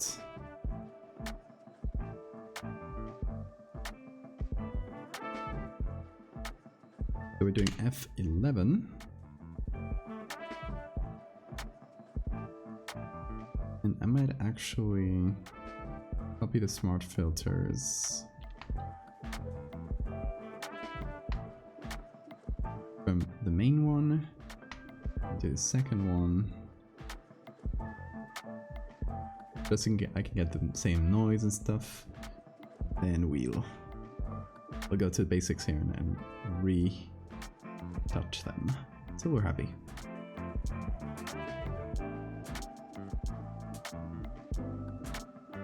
So I think I'll go a bit higher with the size of the grain here, since it's a dark picture.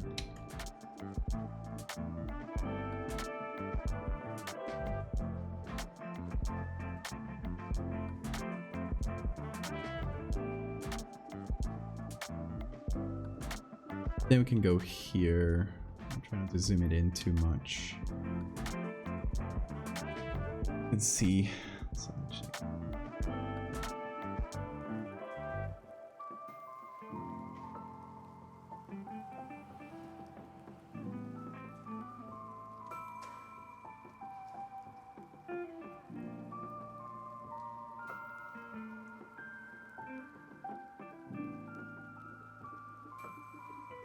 Okay, kind of increasing the contrast here to hopefully turn this into just an ominous shadow somewhere there. Hope that works.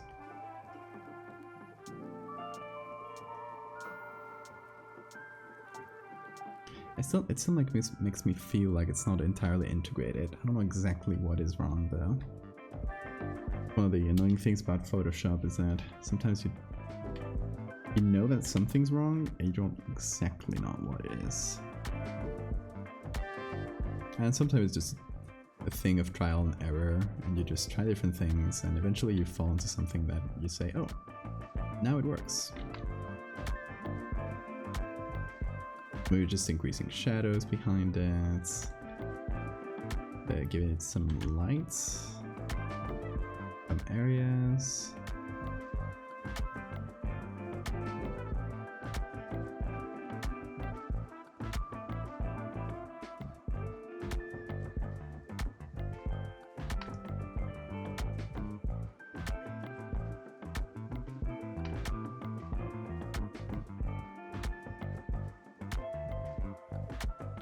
Something to give it a little bit of contrast.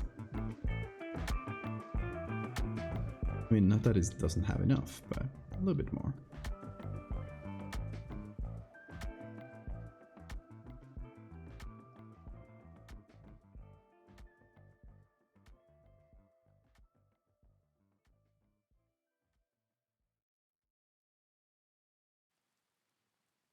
I think that should be better. Alright, how do you feel about this one? This one is more of a teaser, let's say. Like, teasing what we're about to see. Then this one is our clear shots. And this is our first grainy shot. Dramatic lighting.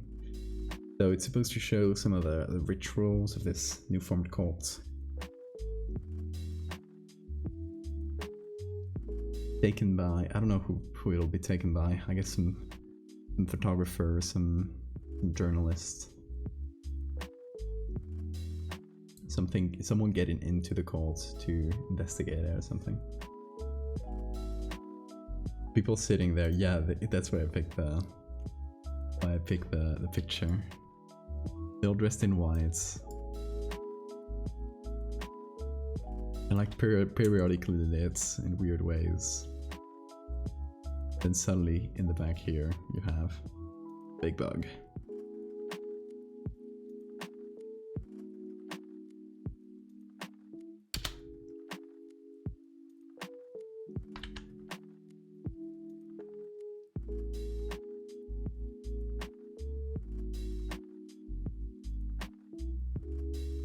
Yeah, they look like women. At least. What are the beliefs of the bug cults? I haven't thought about it too hard, to be honest. It's very spooky ookie cookie, the best way possible. Thank you.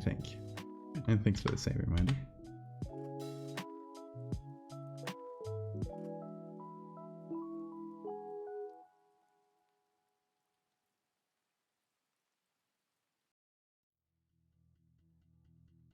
And I'm creating an area of higher contrast here in the back to pull the viewer's eyes here to the corner. Show them what they should be looking at, because people at first are gonna notice this, right? Obviously. They're very lit up.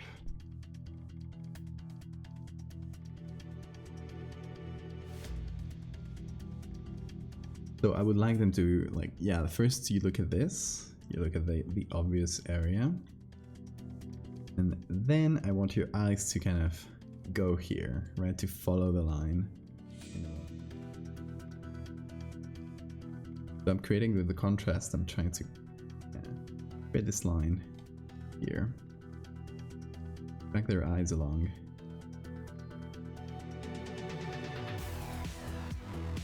Hopefully it works. Yeah, they're definitely about to participate in some ritual. Who knows what.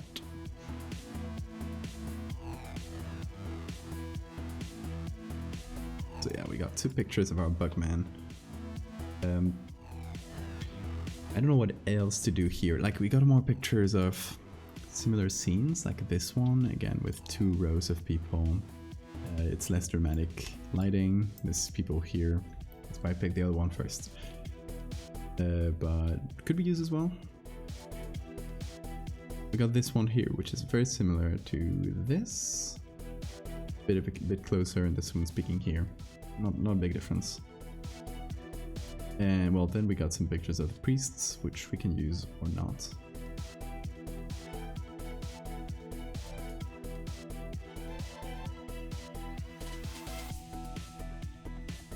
But for now we got this. I think that's pretty good progress for today. Let me cough a second. There we go. Just didn't want to blow up the mic as I did.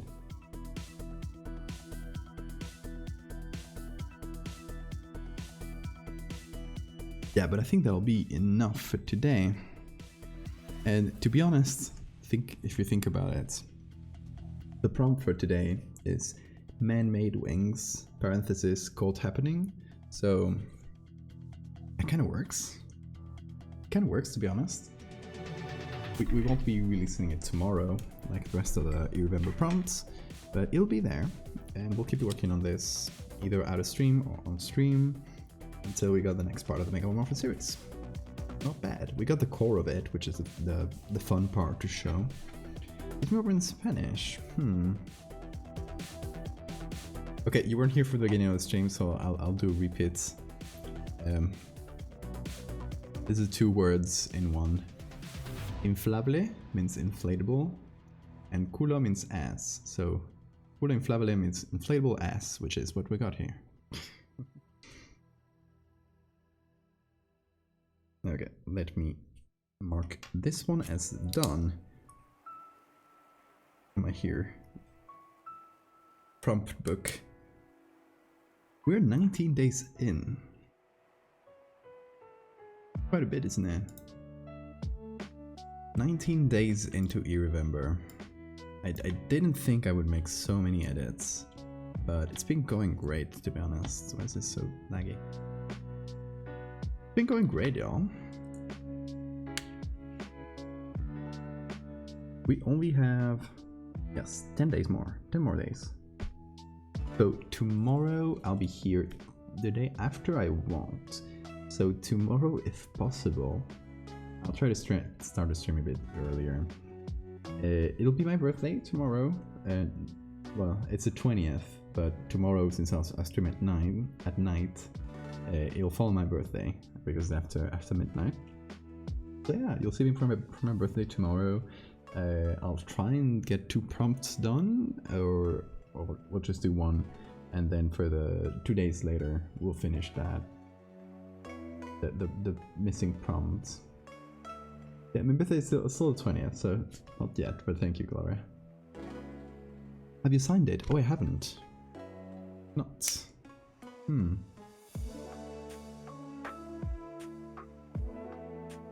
there's probably a million places to sign it, but I'll leave it for out of stream. Because we're already running a bit late. I'll just put a big old signature here. So I don't forget next time I look at it.